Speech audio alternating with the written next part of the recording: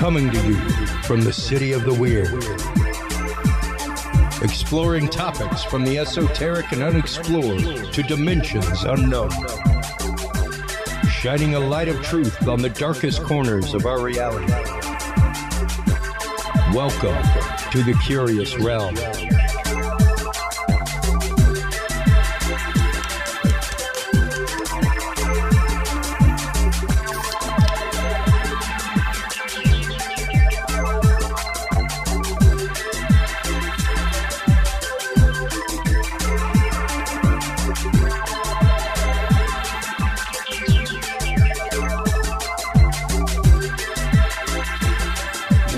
Hello, everybody.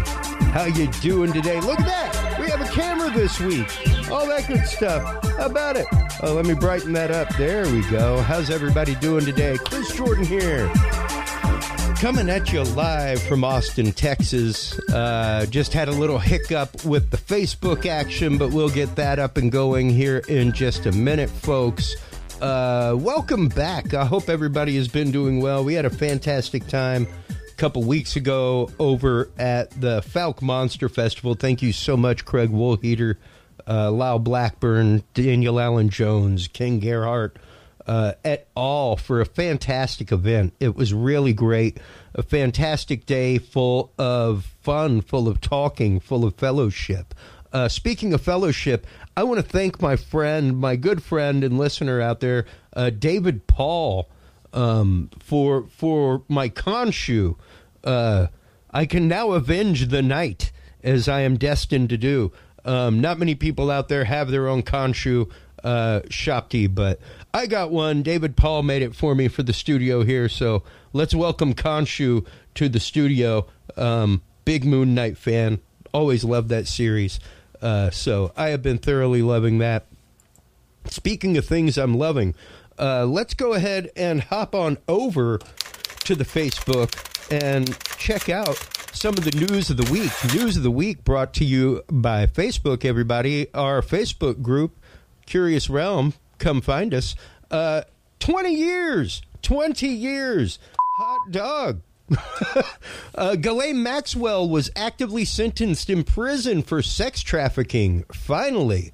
60 years old. She will spend the next 20 years. Granted, that'll probably be federal time, so really closer to about 5 or 10. But we need to make those laws have teeth, folks. Seriously. Out of Fox News, drug traffickers arrested in California with 150,000 fentanyl pills released after just days in jail. 101-year-old ex-guard from Nazi camp convicted by German court as accessory to 3,500 murders. That's out of USA Today. Out of the AP News, again, the Ghislaine Maxwell sentencing.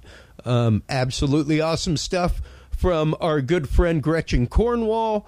Make sure to stop on by and check that out. One of the big news stories today in our community was the ABC 7 story out of San Diego. Mystery lights spotted in the sky over San Diego. Some really wild video there. And, of course, out of the Daily Beast, January 6th hearing moved over fears for Meadows Aid's safety. So that is just some of the news of the week brought to you by our good friends over at Facebook. Stop on by, check us out, folks. While you are online checking that out, make sure to stop on by the YouTube channel of our guest tonight. First guest for the show is Nathaniel Gillis, Demonologist. We will be talking about demon seeding through alien abduction, things like that. What is the truth behind demons in our world, as well as what the truth may be behind many cases of alien abduction and their close tie. We'll be talking about that in the first segment. In the second segment, we will be talking about the Center for the Advancement of Humanity, a new place and awesome effort started by our good friend Joshua Shapiro of Crystal Skull Explorers, trying to enhance the vibration of humanity as we shift into the next paradigm, as we get ready to shift consciousness. And with that in mind and shifting consciousness in mind, Let's go ahead and bring on our good friend Nathaniel Gillis. How are you doing, man? I'm doing very good, Christopher. It's good to be back with you, and I'm really excited to get into this research. Well, but before we do, let's take a moment and shamelessly promote, because speaking of a new paradigm, you've actively got a new show coming out soon. So tell us all about that and how that came to be. Yeah, for sure. Well, one of my very first shows I've ever done in my career was with Rex Bear from the Leak Project. So my first show I ever done was Coast to Coast, and then immediately after that, I think it was Leak Project. But, so every time I would get on Rex Bear's channel, we would always have a blast, and the audience loved the content. And, we just enjoyed it so much that I guess Rex Bear reached out to me, and he said, he goes, I'd like for you to have your own show on my channel. And so, it's been a long time coming. I've done almost, I think it's over 100 shows, just all around different people, different hosts. But, so here's the deal. It's going to be called The Ghost Notes, and it's going to be on the Leak Project channel every Thursday night at 9 p.m. Eastern Standard. And so it's not just going to be me. It's like sometimes it's going to be me lecturing, which is what I've been doing for the last 3 weeks on there. But, I guess here coming soon, I'm also going to be able to actually interview other people. So it's not just going to be me all the time. Because I don't want you guys to get sick of me, right? So I'll be able to have other guests on the show that can kind of even it out for us. But yeah, man, I'm really excited about it, and I look forward to, diving deeper into this research. And, who knows what's going to happen, but I'm thankful for it. Well, I am thankful for the fact that you are getting yourself, your research, everything else out there a whole lot more, my friend, because right. you have an incredible so incredible that people like Billy Carson from Forbidden Knowledge and Ancient Alien fame are having you on to present your work, because it is a really fascinating realm to consider.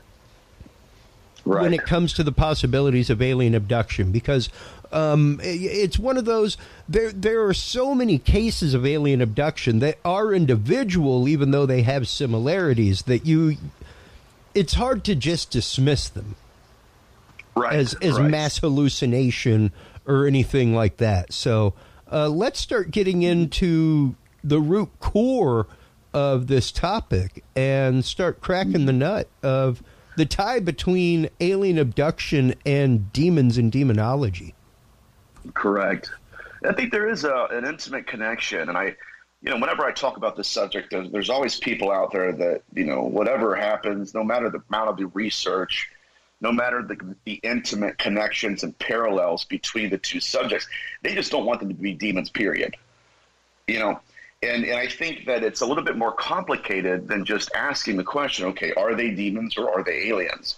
And so what I've been able to do in my research is kind of dig deep and wide and really draw out these major parallels and behavioral patterns that unite both ufology and demonology as one. So it's not either or. It's not a dichotomy. If we realize that these beings are the same beings that we used to call demons, at least, then I think what that does is it opens up the door for deeper research and also case studies, throughout demonology that otherwise we would have ignored because it didn't fit into the ufological blueprint. And so, they're there. And I think that as researchers, it's almost an intellectual dishonesty to tell people that, we shouldn't look into demonology because we know for sure it's not demons. We don't know, right? Everything is still on the table. But what I've been able to do is kind of flesh out a theory here that says that these beings have been here for thousands of years and that they have been doing the same things to us as a species. The only difference is that they've been putting on different masks. And so, we'll have one researcher that says they're all aliens. We'll have one researcher that says they're all demons. I think that we need to sit down and have a good, deep intellectual discussion about it, because, again, I think it's deeper than what we would like it to be. It's also more complicated. Yeah, no, it's very and vastly complicated, Daniel. And even the first time around, that I became aware of your work when I started reading your fictional work, The Skin That Crawls, which is a story based on this kind of stuff, and really interesting. It was one of those, wow, I've never really heard anybody consider this option. You know, never really heard anybody take it on or even consider it, really. Right. Now, granted, there have been numerous shows, there have been numerous things that talk about the tie between angels and demons and the history of them amongst mankind the world over, and their possible tie to UFOs and extraterrestrials. That's correct. And, you know, it's highly probable, at least, that our ancestors interpreted these beings as demons. And so what I've come along and said is, hey, listen, you know, I think that we limit ourselves to terms. And when we limit ourselves to terms, that literally, it's not just limiting ourselves to terms, it's limiting ourselves to a very specific niche of research. Yep. And so by expanding my research into various literatures, you know, witch era literature, demonology, ufology, yeah, the behavioral patterns are there. You know, we can ignore it, we can throw it underneath the rug and just, you know, go on with our lives. But we are absolutely being invaded by the impossible here. And we need to step up to the plate and at least acknowledge the fact that there's a lot more going on than just lubbers and light, I say. Yeah. And you know, when you say that there is a lot more going on, that there is, and I have said more than once on this show with more than one guest, I believe in the presence of true evil. Whether you believe in God, Satan, what have you, there is a driving force of humanity out there that, and we've had the discussion between you and I on this show about is that perchance an egregore, you know, something that has been created through the hate of mankind that just keeps going on, that is now the essence and presence of evil, you know, right. Or is it something that was pre-existent to us, as is told by numerous civilizations? And much like we talked about with Jason McLean a few weeks ago with biblical cryptozoology, things like the Nephilim, the Seraphim, the Cherubim, which when you look at their descriptions in the Bible and Zohar and everything else, they are wild descriptions. Right. You know, of these beings, and even Tiamat, Leviathan, stuff like that. These were not considered mythological. Right. They were considered real and there. So, like you're saying, is it the fact that these were demons in the guise of something, or did they manifest themselves in a way that we were familiar with? And when it comes to the modern manifestation of the alien phenomena and the phenomenon of alien abduction, is it the case that has been happening? I think it is. And this gets back to who, what, where, when these beings are. And we are very much groping in the darkness. You know, I mean, we're limited to information that they could have very possibly weaponized against us.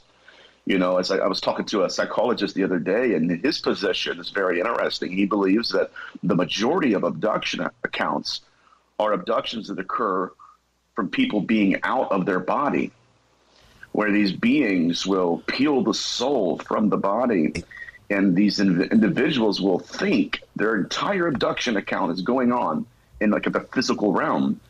It's not until they become physical again that they realize, oh my God, that entire event was out-of-body experience, which is incredible. And what's really, really interesting case study-wise, because we regularly have Sev talk on.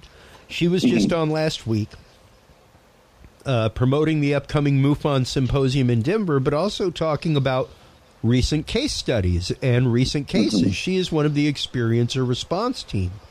and not only her, but Kathleen Martin. Oh, yes. From MUFON have both come on this show and literally said that the greater majority of experiencer situations right now are spiritual experiences. They are experiences where people have an out-of-body experience and move on to a different vibrational plane where they can then interact with these beings or interact with the craft, things like that. And after that, they have a lingering effect of this vibration. Not only repeat visitation and repeat experience because of maintaining that vibration, but some of them even healing touch and stuff like that. So, I guess one question I would have, because of course I'm not saying that, and nor are you, that all alien abduction is this case. What you're saying is that because of the many generation experience of alien and encounter, that experience and trope of humanity is being hijacked by these beings and used because it's something that many people, especially now, are inviting into their life and actively going out and doing things like CE5, stuff like that, which sure, much like, I think, and we can talk about this, but I think much like proper, out-of-body experience, anything like that, once you've taken the steps and gotten to that point, you've got a pretty good idea of what is and what isn't,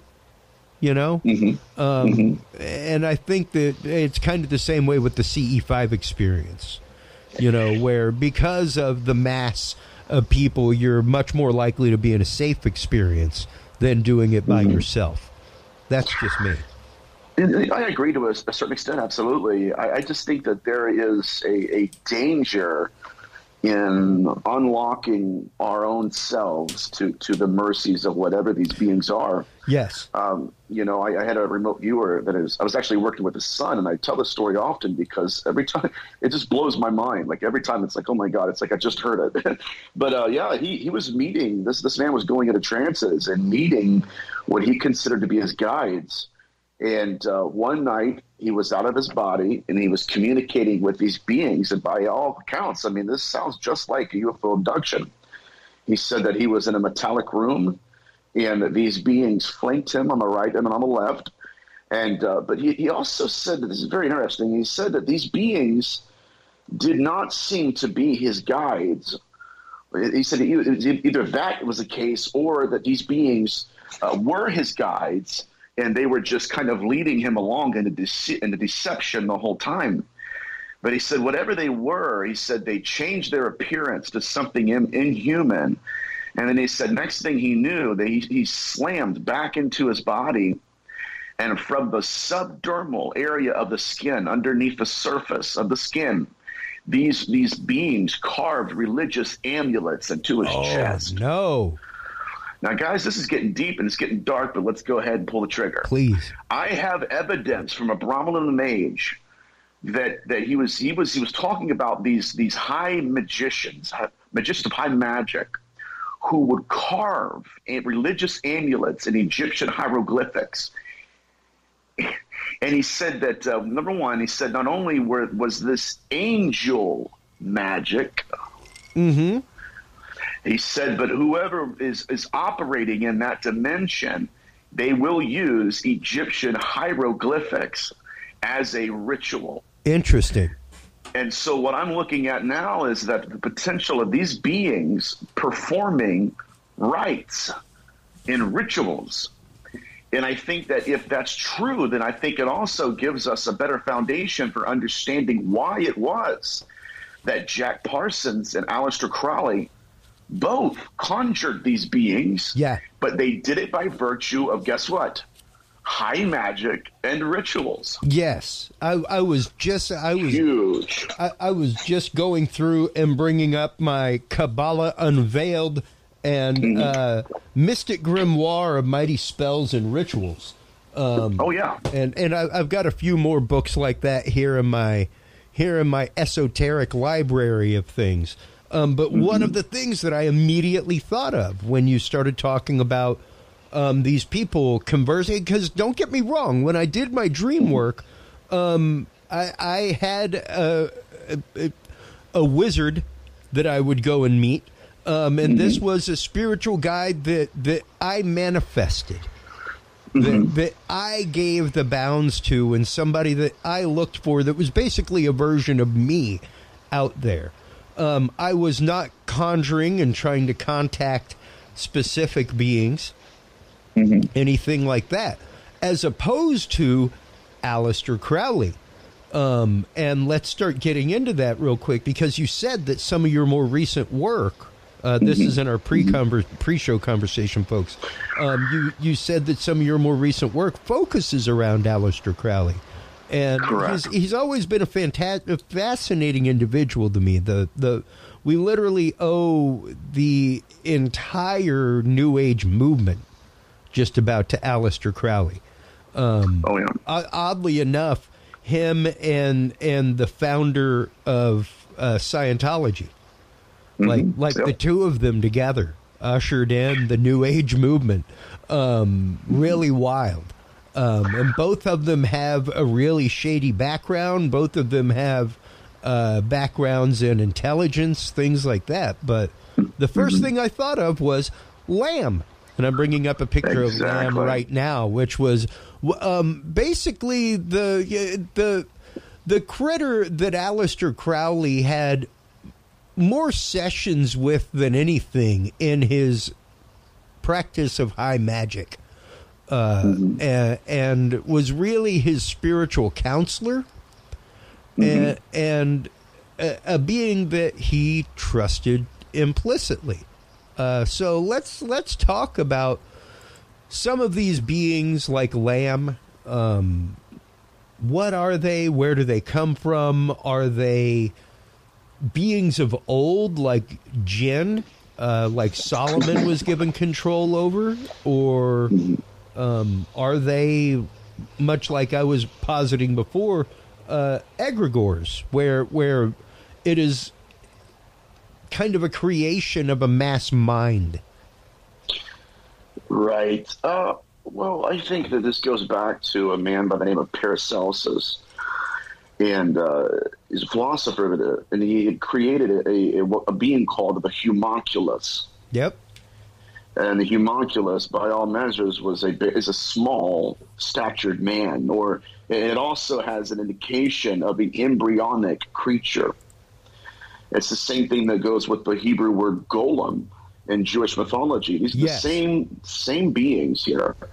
And the golem, of course, the golem is a Hebrew word that it's meant to typify a being that is in an embryonic state, or it is still fulfilling its potential. And so all of these references were made by the Jewish religion and other experiencers and other mythologies, but these are all references of the same phenomenon, and that phenomenon was called the missing fetus syndrome, where these beings will literally inseminate a female, and at 4 months, when that baby is still gestating in the womb, they'll take that baby, that fetus, as a golem, as a homunculus, right? And then they will place their consciousness into it. This is what's been going on since Genesis 6. This is what was going on with the Rephaim and the Nephilim. And so this is all centered around a self-replicating process where these beings will use, and I'm telling you, I 100% believe this. I believe that they're not just using science against us, but I believe that there's enough evidence now in my research to say that they're also using high magic against us. And so when we get into these ancient texts, like one of the texts I came across was called the Red Rite. And the Red Rite describes a high magi, a magician, who would actually, when his body was dying, he would dispossess his body, and he would go form a relationship with a woman. This is going to sound like UFO abduction, 100%. And then he will inseminate her, and then when that baby is to a certain development in her womb, it will take the baby, hello, missing fetus syndrome, and then it will then place his consciousness into that fetus. That is the homunculus. That is the egregore. That's everything that we're talking about. But I think that's the firm foundation from which everything else that we're going to talk tonight is built on. You know what I mean? It's not just science, but especially like Crowley and Jack Parsons. It wasn't just rituals either, right? No. Jack Parsons was performing rituals in order to enhance his scientific method. Yep.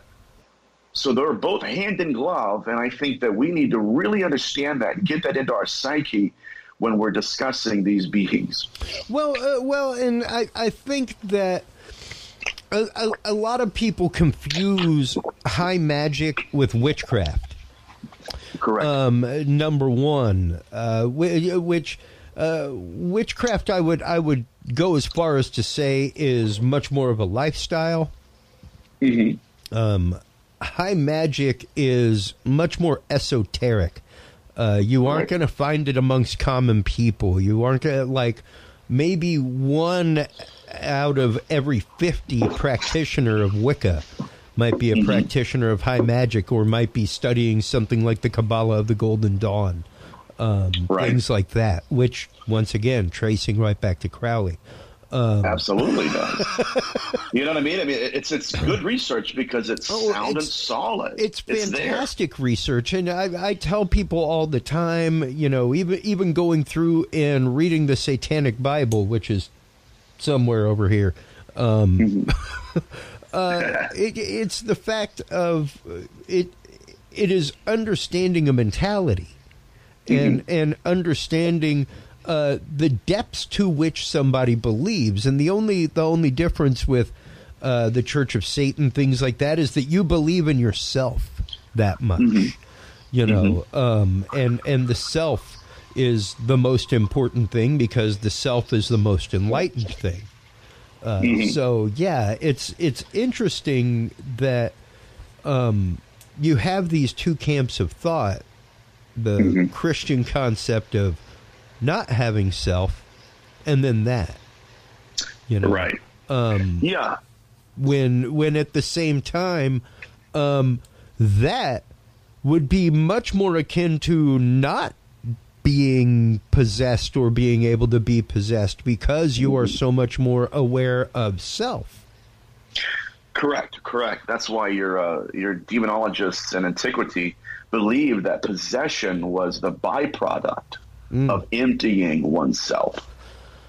It's phenomenal thought. Let's get into that real quick, because you know, I think not enough people understand the warnings, especially the biblical warnings. And when I say biblical warnings, like Old Testament warnings, where you're talking about people who understood concept of high magic, when you're talking about people who understood solemnic magic and the magic of Solomon and the keys of Solomon, and the ability to control jinns and spirits and elementals and all these different things that, like you're saying, lead to this.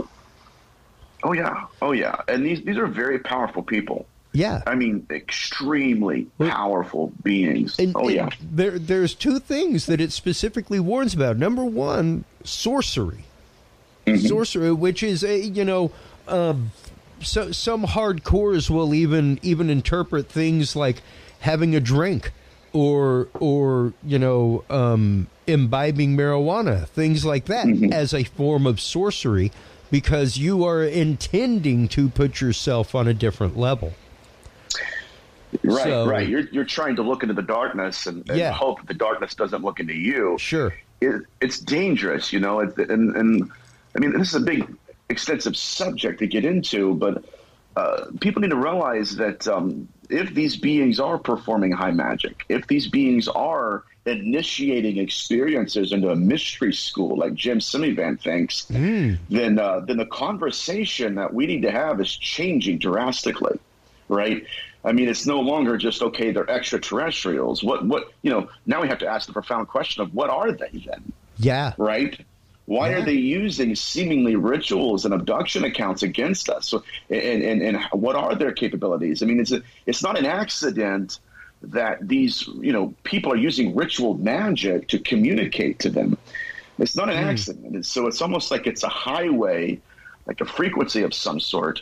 But going back into these accounts, I can't help but think about even the couple here, John D. and Edward Kelly, who, when they were conjuring these beings, they had a ball of light that appeared in their ritual. And inside the ball of light were these, again, is what Aleister Crowley called Enochian beings that were looking at them, floating in the room, just looking at them through the ball of light.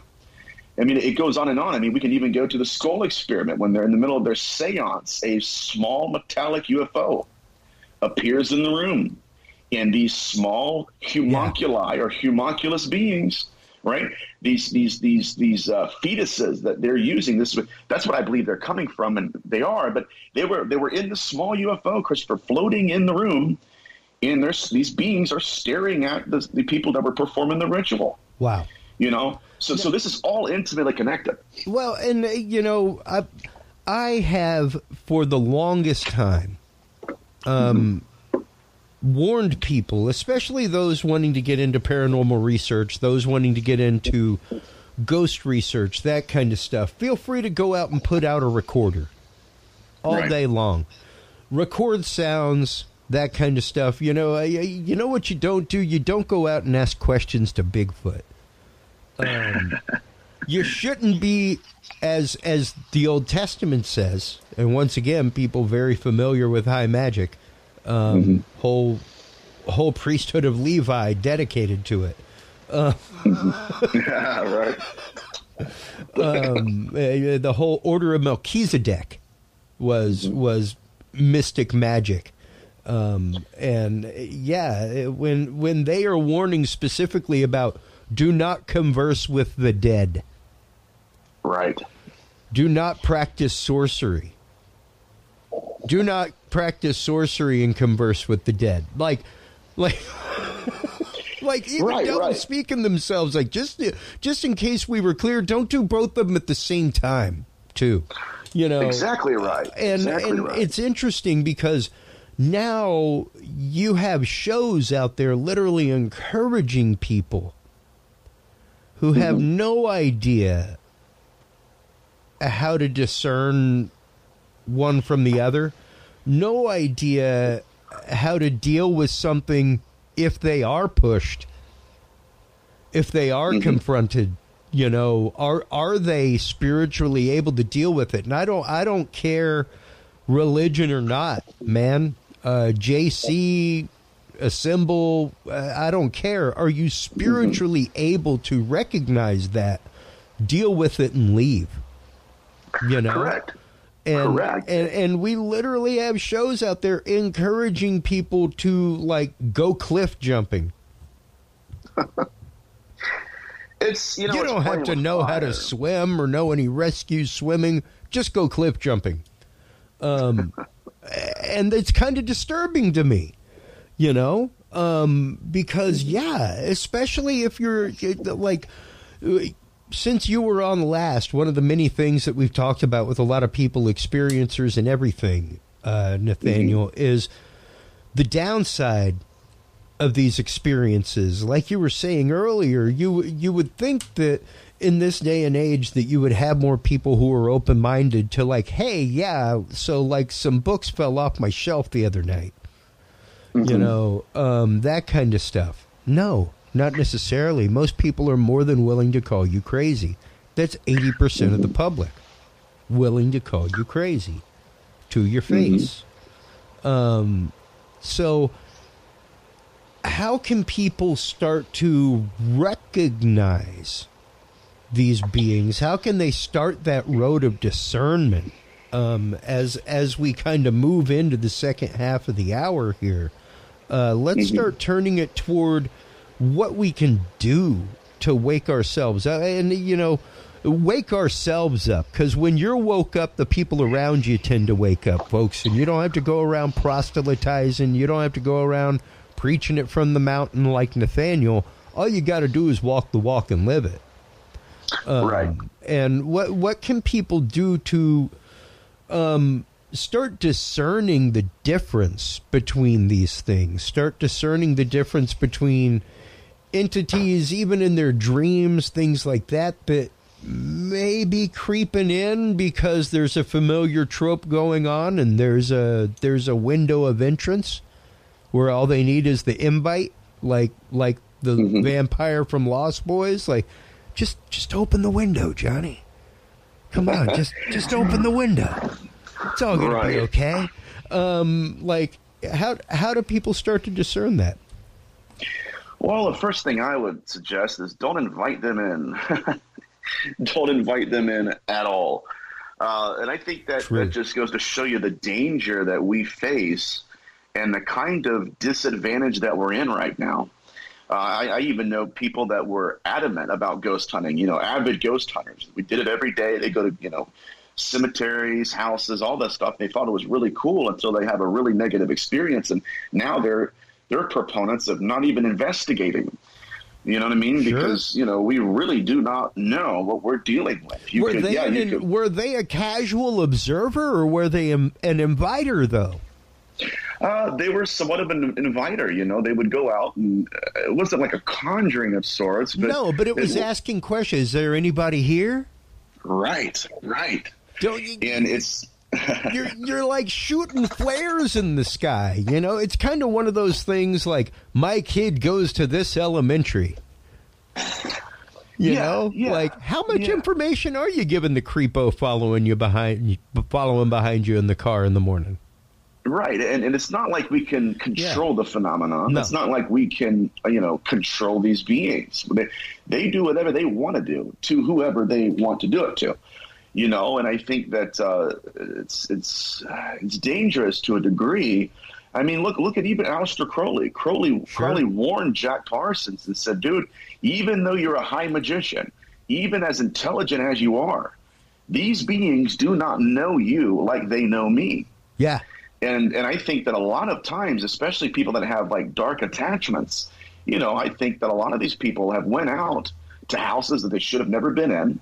Right, and they're trying to, for the purposes of research, trying to contact this phenomenon. And, like I said, it's not all love and light. I mean, these beings can literally steal your soul. I mean, it's haunting. And let's start getting into that real quick, because when you're talking about stealing a soul, when you're talking about being able to take energy from people, number one, is that something that, like we're saying, requires permission? Is it something that requires belief? Or I think belief to a degree. Okay. In my book, The Skin That Crawls, I talk about the temptation of belief. It's a lot like with these Ikigai case studies where, the woman is asleep at night, or she's just, she's like taking a nap in the middle of the day. These beings will appear to a woman in the image of someone they've been with. And so there's a temptation of belief where, subconsciously that being's asking you to believe it is who it's appearing to be. Yeah. Right? And so there is some form of belief that forms like a covenant with them. But in terms of them being able to peel the soul out of the body, I mean, my God, there's a case study of a girl named Judy Doherty. She was a young lady. She was driving in the middle of the day on a long dirt road. She witnesses a UFO, gets out of her car, looks at the UFO, blinks a couple of times, and instantaneously, now she's in it. She's in the UFO, looking at her body as if it was in suspended animation. And so, I'm talking, Christopher, just blink of an eye. They pulled her out of herself. And so I tell people this all the time. I think that we need to start looking at this as a potential threat. Because, if these beings have the ability to pull the soul out of the body, but keep the body itself alive, then it's more than just nuts and bolts. And it's darker than just, anything that we can imagine an ET being. So even if it's just technology, we don't really know what it is. But my God, look how powerful of a creature that is. If they can just pull you out of yourself without your permission, that is it's a terrifying hypothesis. Well, and once again, it really speaks to that vibrational aspect that both Seb Talk spoke to, as well as Kathleen Barden, where it's the case of because of the vibration that these people were at, they were able to feel the craft, pass through the craft into the cockpit, things like that.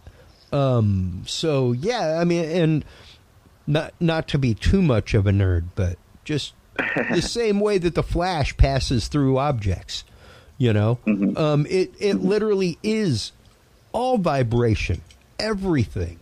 And even to look at a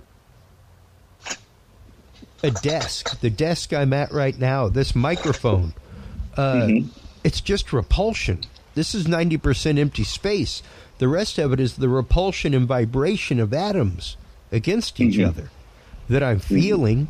That's the feeling that I have here. So yeah, that can be analoged. That can be faked. That can be, you can utterly deceive the brain. Like, we have technologies that will do that. Oh, God, yeah, absolutely. And I think that I think it should inspire us to want to understand the phenomenon more. You know, it's like when Betty and Bob Luca were sleeping one evening, and Bob Luca heard something, and he looked up, you know, he kind of leaned up in the bed, looked at his wife as they pulled her soul out. Wow. And he watched as her apparition, and this gets really deep. I mean, he watched as her apparition flies out the window with these beings. And it wasn't just his experience. Betty Luca came forward and said, hey, I remembered being out of my body, but present with them.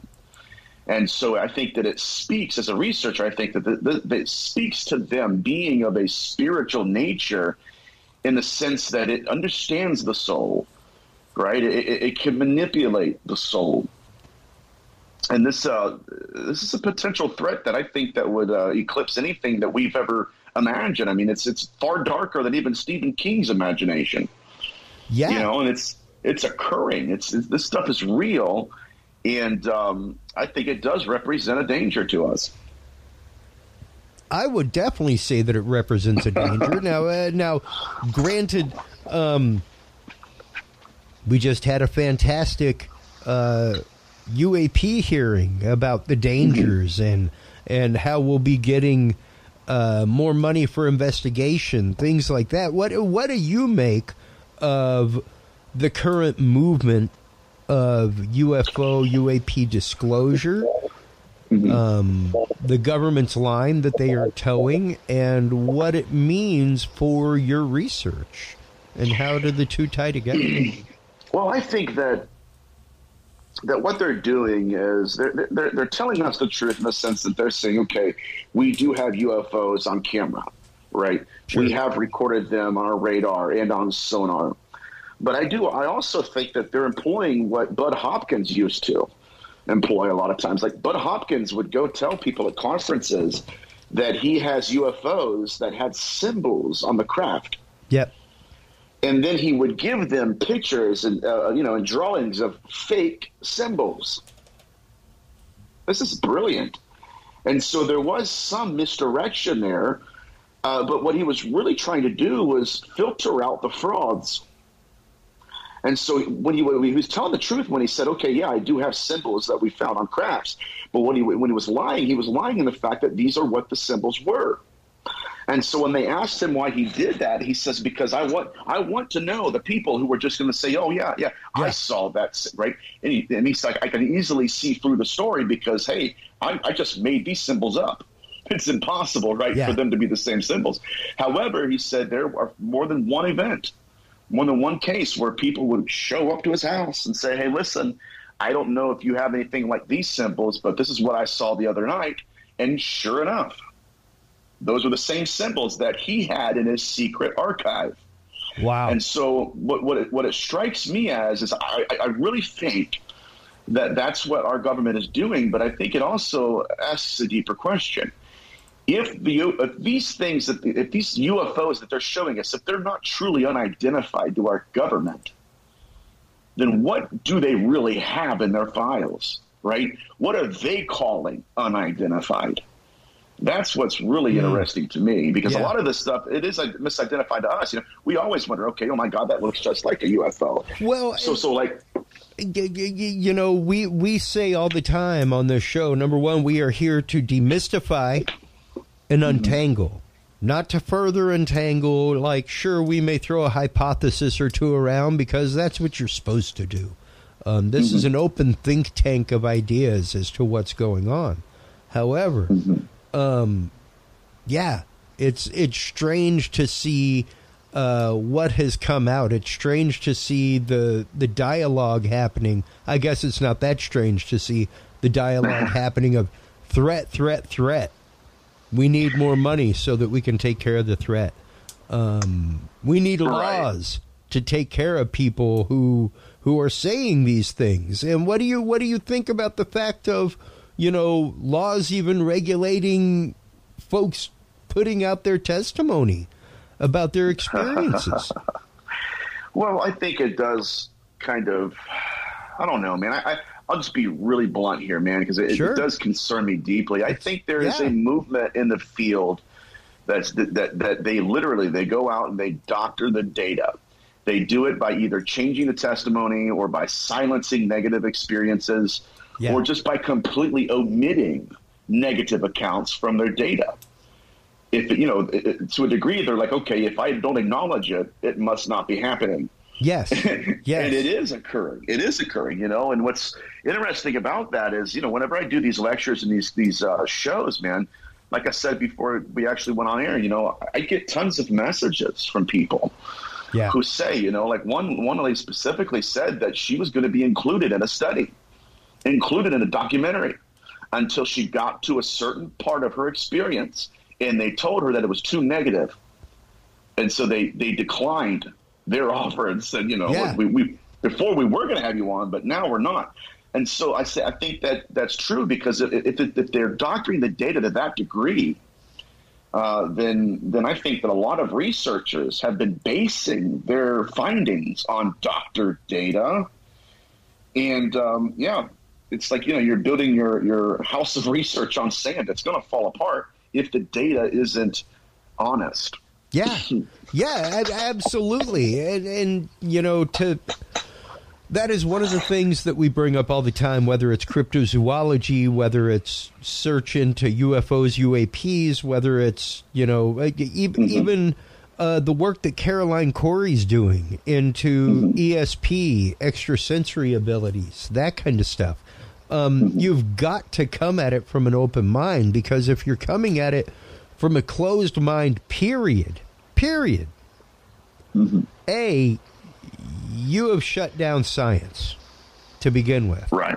You do not have a scientific mind, because the scientific mind is the curious mind and wants to know. And much like many researchers point out, whether it be crop circles, 80 to 85% of them are fake. What about the 15 to 20 that ain't?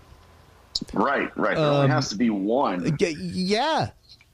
Just one. I mean, even a 5% range of what the what. You need to, I guarantee you, if it was a wastage of 5% of profit margin for Procter & Gamble, they'd spend 1% to find out how to stop the 5% leakage. Correct. You know what I mean? Yeah. So why is it that we, with science and everything else, are unwilling to look at that 5%? Unwilling to look at, there's a good 5% of pregnancy cases out there that are just strange. Absolutely. Yeah, they're unaccounted for, and they don't, how did this happen? Yeah. I mean, specifically speaking, it only takes one to kind of redefine the paradigm. And to many researchers, they ignore it. They don't want it. It doesn't fit their narrative. Yeah. And I think that it kind of just, it gets me on a rant, I get on my little soapbox. Rant, every man. Now and go ahead, soapbox. Like, that's what we're here for. It bugs me, man, because, I try to be as close to the grassroots movement as I can, working with experiencers and collecting data and then looking throughout history for different behavioral patterns. And again, I think that if we're all going to say that they're just love and light, okay, here's what somebody said the other day that really ticked me off. Please. Okay? So the majority of my research is centered around the incubi, succubi phenomenon and the role it plays in UFO abduction. And, anybody that has even casually followed my shows and my research, they know that. So I've talked to, women and couples and families, and, I've talked to the husband, and I've watched the wife in the kitchen on the tables freak out because every night there's a being that's literally laying in between her and her husband. So I've been there, right? I've been in the presence of these beings to where it feels just like unparalleled, unspeakable horror. So I know this is real. I mean, I've been in one house and talked to a lady where the entity was it was laying in between her and her husband at nighttime. It was playing with her hair. I have to ask. Yeah. Did you have to lay in bed with them? No. Okay. No. Okay. No. I didn't do that, but we did some tests and sure. Yeah, for sure, man. I mean, the husband didn't believe it was happening at all until one night in the middle of the night, something hit him in the face. Wow. And then he was rushed to the hospital the next day with Bell's palsy. The doctor diagnosed him with trauma to the head. Wow. Right. Yeah. So I've been in the presence of these beings to where that's it's literally damage to the nerve endings. That's crazy. Right. And then we have researchers that dare to suggest that these women that are suffering so mightily from these beings that they're just looking at it wrong. Yeah. Like when they abduct a woman and they force her into intercourse and stuff, well, you're just looking at it wrong. What? There's no other way to look at assault, right? There's no way to kind of romanticize trauma. Not really. It's disgusting. It's disgusting. And again, that's the length that people are willing to go to literally just twist the data, blame the experiencer. And it's just sick. It's sick in the head. Now, Nathaniel, number one, I know that you're getting ready to do your own show, all that. Yeah. I would love a What Grinds My Gears segment from you, like once a month, where it's just like, this is what's been going on in the paranormal community, folks, and this is the conversation. And you know what? Because all of a month or so ago, right after you were on last time, you did a live stream on Facebook where you just sat there like cue card status, like just going through questions that you had on cue cards. And man, I loved that. I was cracking up for the longest time. Because, we chat privately and I follow you and stuff like that. It was one of those like, but there, it's interesting communities that we run in. And there are stone cold believers and there are casual believers and there are non-believers, all in the same mucks. But before we let you go, what is probably your biggest pet peeve when it comes to the paranormal community, when it comes to people not understanding the possible bridge between demonology and UFO, UAP experiences, and specifically abduction experiences? Not just like, hey, I saw something flying behind the mountain the other day, but much more especially like we're saying, so many experiences now being out of body, right? Being of a spiritual nature, not like, hey, yeah, this thing landed in the field and this thing snatched me up and I woke up on my patio, you know? Like, that's not the abduction experience anymore, ladies and gentlemen. I'm sorry. But we have heard it from two MUFON field experience researchers that talk directly with experiencers that is not the great majority of cases anymore. Right. You know what grinds my gears is the lazy research a lot of evangelical people do. Okay, forgive me. I know that's going to be cause of controversy, but what happens is, they seemingly like they go out there and, they write thousands of books, do all of these shows and stuff. And then, so, they're saying that, okay, these are fallen angels, they're demons. And then what happens is in the field of ufology, ufologists, they use the definition given to them by these other researchers. And so they say, well, listen, if that's what a demon is, these beings aren't demons. And so what I think has to be done is it's not good enough to just be a theologian. You have to be a historian. You have to go into the linguistic lineage of these words.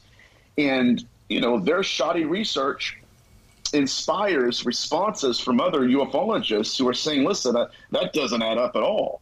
Yeah. And I think that if anything, what I've been able to do is kind of carve out a niche in the rock where I can say, okay, if we're going to say they're fallen angels, we have to define what they are. And not in the lens of Western scholarship. What were they in the Ugaritic texts? What were they in the ritual bowls? Right. Right. And then once we flesh out that theory, then we can start thinking, oh, my God, these do fall in line with what people consider to be angels or fallen angels in Mesopotamia. Yeah. Yeah. Or jinn in other Middle Eastern traditions, or the essences given dominion over by Solomon. Right. To Solomon, rather. And if we don't have that foundation, everything else is going to lean one way. Yes. And I think that's my biggest pet peeve. And I say that because, guys, I have an evangelical background. Like, my dad's a Bible scholar. Hey. And so, I'm sorry, Ben. No, Catholic seminarian. Right here. Yeah, right. Right. But I'll be darned if I haven't gone through and read Kabbalah, if I don't have, the... my God, it just left my head. That's okay. The Zohar, or well, not just that, but the Seals of Solomon, all that over my shoulder, and that research to lean on, and that realm of like even within the rite of anointing of new priests, they talk about the order of Melchizedek of old. Right. And you're exactly right, because it's not just knowing theology, it's also being a historian. Yeah. Going back into antiquity. And a lot of these researchers, especially in the evangelical world, are scared to touch this. Yeah. Right? They're like, oh my God, you're gonna get caught up, you're gonna go to hell or something. And I'm over here thinking, well, if we're gonna get a good grasp of this phenomenon, we've got to look in every direction we possibly can. We can't limit ourselves, right? Because the phenomenon is evolving according to our awareness of it. Yeah. And so we have to kind of follow suit and evolve with it. Yeah, we really, really do. And, with that in mind, that is a perfect actual segue to our second guest, Joshua Shapiro from Crystal Skull Explorers, talking about the new Center for the Advancement of Humanity. And the whole concept of raising our vibration as a humanity, as a species, as a group of people, individually, so that we're ready to harmoniously come together and become part of that literal galactic community. That is there, like you're saying, is quite obviously there. Otherwise, it would not be a trope being used by these demonic critters. Mm-hmm. So I agree. Nathaniel, I want to thank you so much, as always, for coming on, especially on such short notice. I know I reached out to you like Sunday night. like, hey, by the way, I had a guest drop out. I'd love to have you on again and again and again and again, because it's I think such an important conversation as we break open the world of disclosure, as we break open these new realms. We need to remember the vibration, man. We need to remember the fact that out of that vibratory spectrum, we see and hear a slice, like 5 to 8%. That's it. So if we're willing to accept that 5 to 8% of the electromagnetic spectrum that we can only see and hear, then why are we so unwilling to accept the 5 to 8% of things out there that are unexplained? Good point. Good point.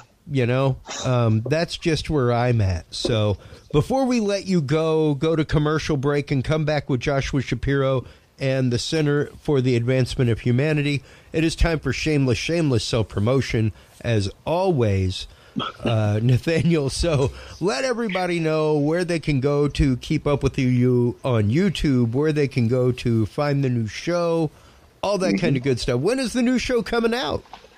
Well, we've already done, I think it's like 3 episodes of it, but it's going to be called The Ghost Notes. It's going to be on the Leap Project YouTube channel and all their other platforms every Thursday night at 9 p.m. Eastern Standard Time. And for those who want to follow me on social media, I also have my own YouTube channel, Nathaniel Gillis, and then I'm on Instagram and Facebook under Nathaniel Gillis too. So, man, it's been a blast as always, Chris. Thank you for having me on. Absolutely, man. I love having you on. I love talking about this topic. It is one of those, like, I have said for years, we are all walking around with a black mirror.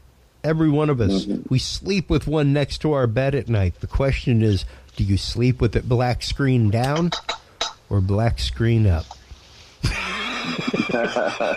And we can get into that a whole nother time, because that is a conversation in and of itself in the world of manifestation. So thank you once again, my friend, for coming on. Take care, and we'll talk to you very soon. All right, brother. Goodbye. All right. Take care. Man, while you are online checking out everything from Nathaniel Gillis, folks, make sure to stop on by Curious Realm. CuriousRealm.com is where you can go for all of the episodes. That's where you can go for all of our live feeds coming up from the MUFON Symposium. Stay tuned through these commercial messages, folks, and we will be back with Joshua Shapiro talking about the Center for the Advancement of Humanity right after this.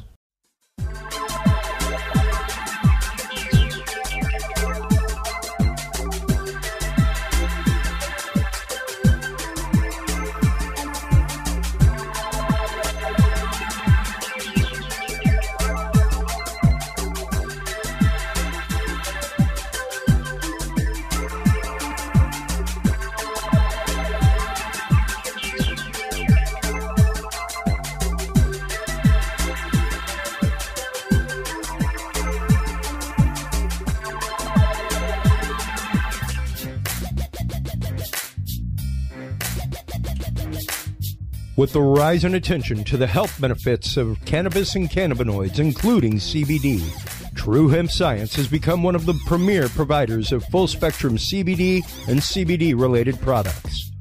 Using a proprietary spagyric process, True Hemp Science extracts maximum benefit from the whole hemp plant. Buds, leaves, stems, seeds, even roots. Every part of the plant is used and then reused to formulate a rich, complex profile of CBD, CBD derivatives, and terpenes guaranteed to provide the relief and benefits you need daily. Visit TrueHempScience.com to experience the best CBD oils, edibles, and topicals on the market today. And use code CURIOUS7 to save 7% off your entire purchase of $50 or more and get 2 25 milligram CBD cookies or brownies free. That website again is truehemscience.com, and the code is Curious7.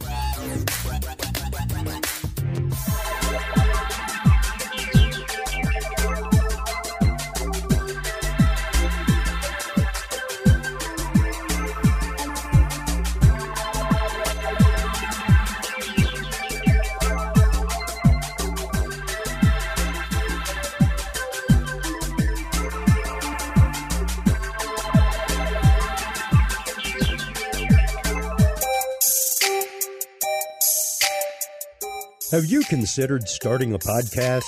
Looking for a way to make your business a voice of authority in an industry? Then Podcast Cadet is the solution for you. Whether starting a podcast for yourself, your brand, business, school, church, or just plain fun, Podcast Cadet is here to help you navigate the waters of the podcast industry. Specializing in one-on-one consultation and training with industry professionals in fields ranging from podcast technology and editing to distribution, monetization, and even social media strategies. Podcast Cadet tailors their services to the specific needs of you and your podcast. Do you already have a podcast and trying to find ways to engage and grow your audience? Sign up for your Podcast Cadet audit today and let us help you explore new and exciting ways to leverage your content and elevate your podcast brand to whole new levels. From consultational workshops to affordable podcast production and maintenance packages, Podcast Cadet is your one-stop shop for everything podcast related on the internet. Visit podcastcadet.com today to sign up for your consultation or training and use code CURIOUS20 to save 20% off your entire purchase. That website again is podcastcadet.com.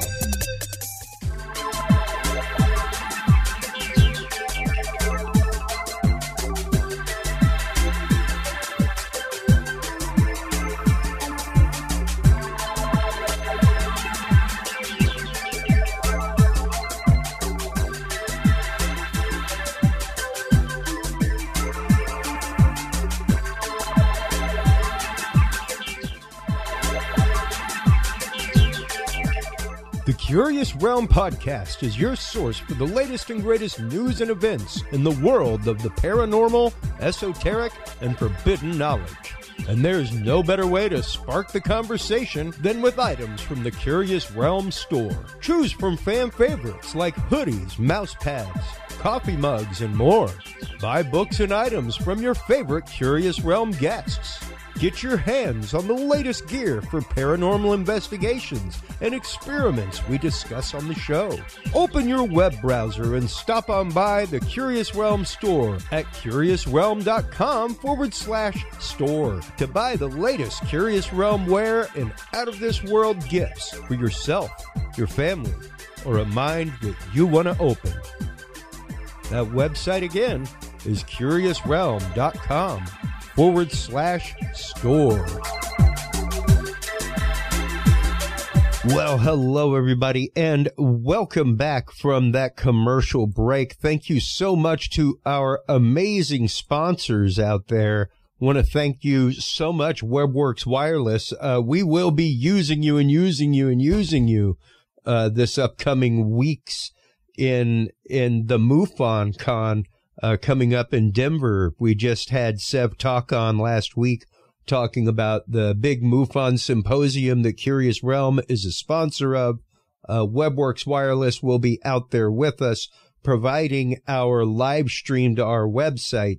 As always, thank you so much as well to our other sponsor, The Secret to Everything, our amazing guest, Dr. Kimberly McGeorge.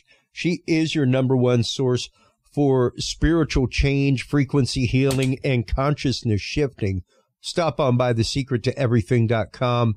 Of course, do all of that while you are on your way to the Curious Realm. CuriousRealm.com is the website. CuriousRealm.com/live will take you to all of the live feeds that we do. If you download our free Android app, only available on our website, folks. It is not on any platform. We do not want anybody to have to give away their security, things like that.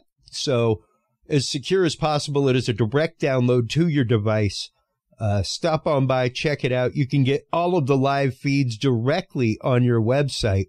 And, of course, make sure to stop on by the website of our upcoming guest, Joshua Shapiro, for the Center for the Advancement of Humanity. There it is right there on Rumble. They are also out there on Tapatalk.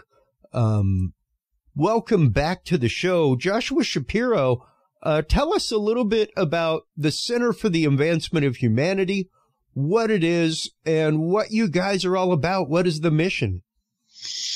Well, first of all, I want to thank you, Chris, for having me come back. If your listeners have heard our interviews before, you know, we've talked about many other subjects like crystal skulls and UFOs, etc.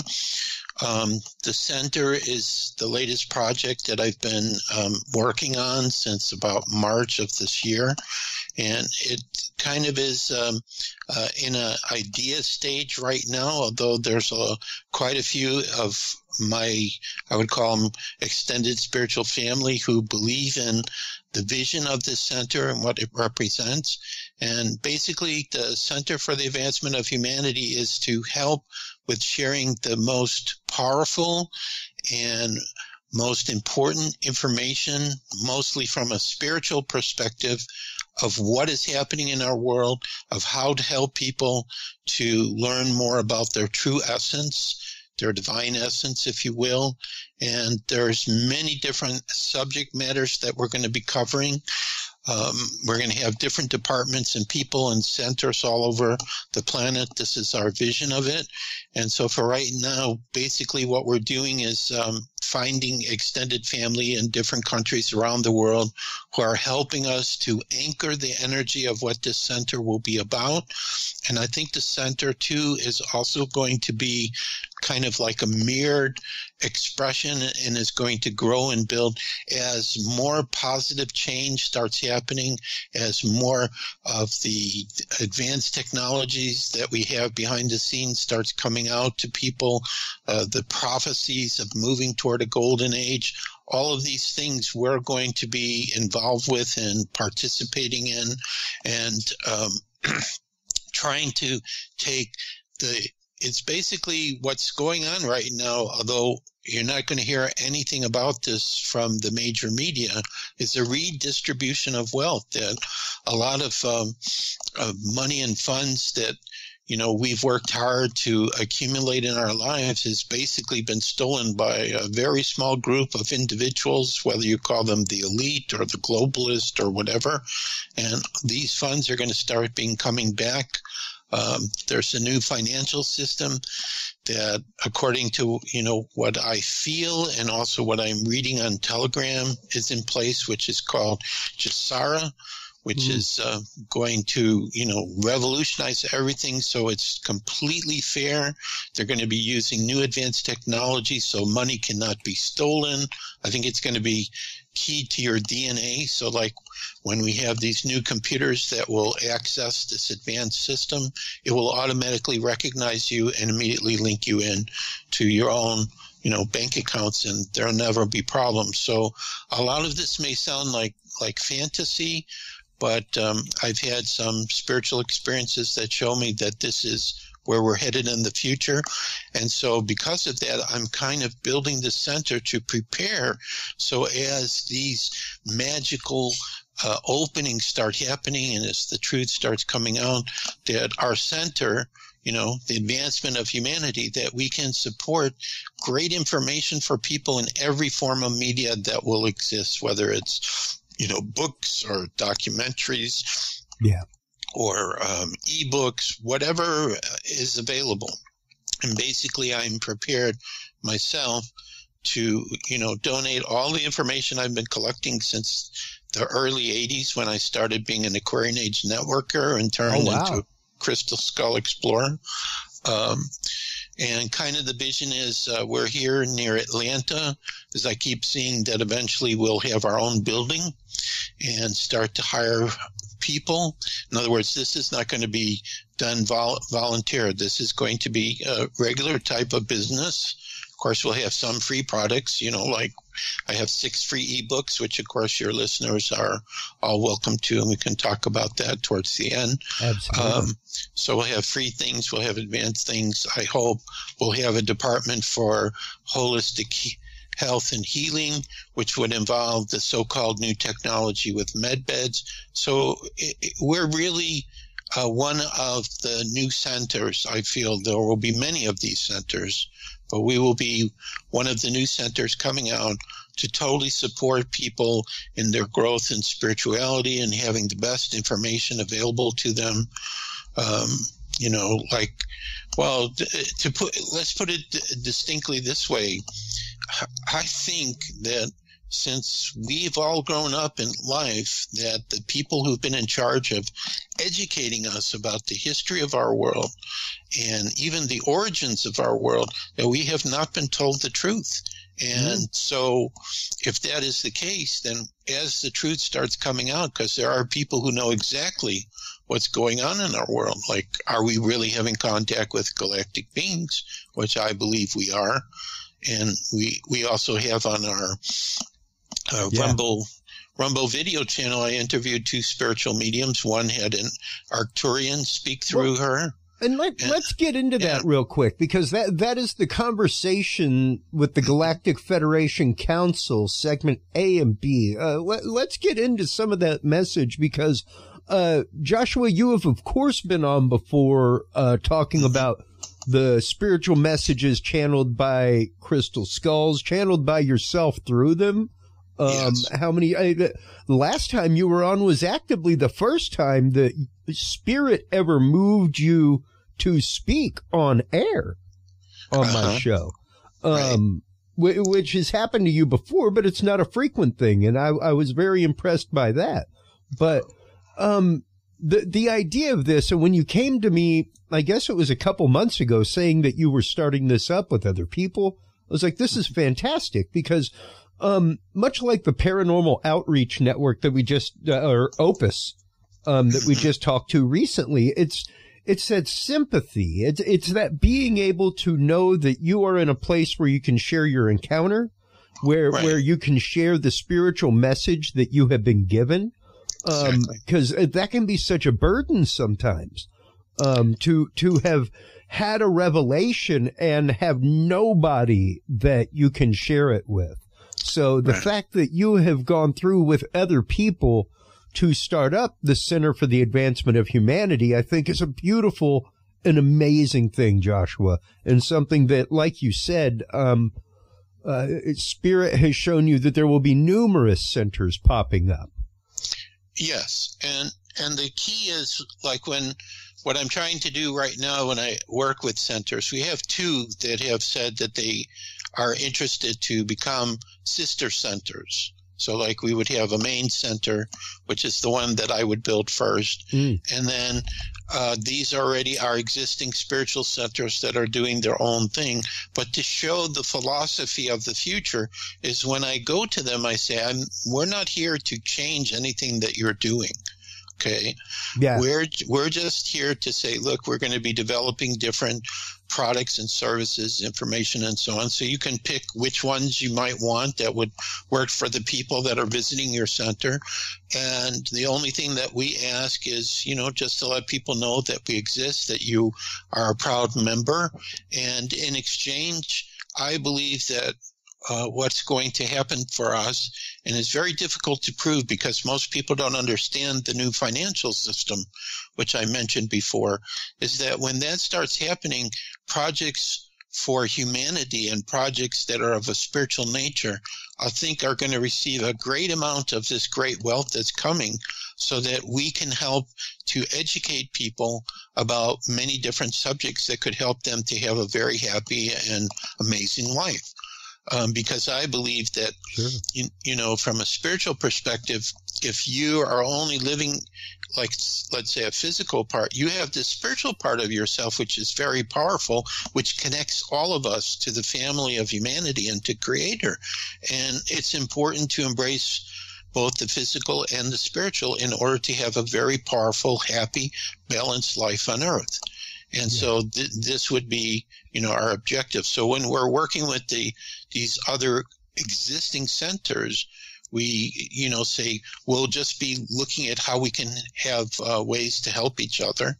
And primarily what I want to do with the sister centers is like if they have special projects or whatever, because I believe that great wealth is coming, we support them in that.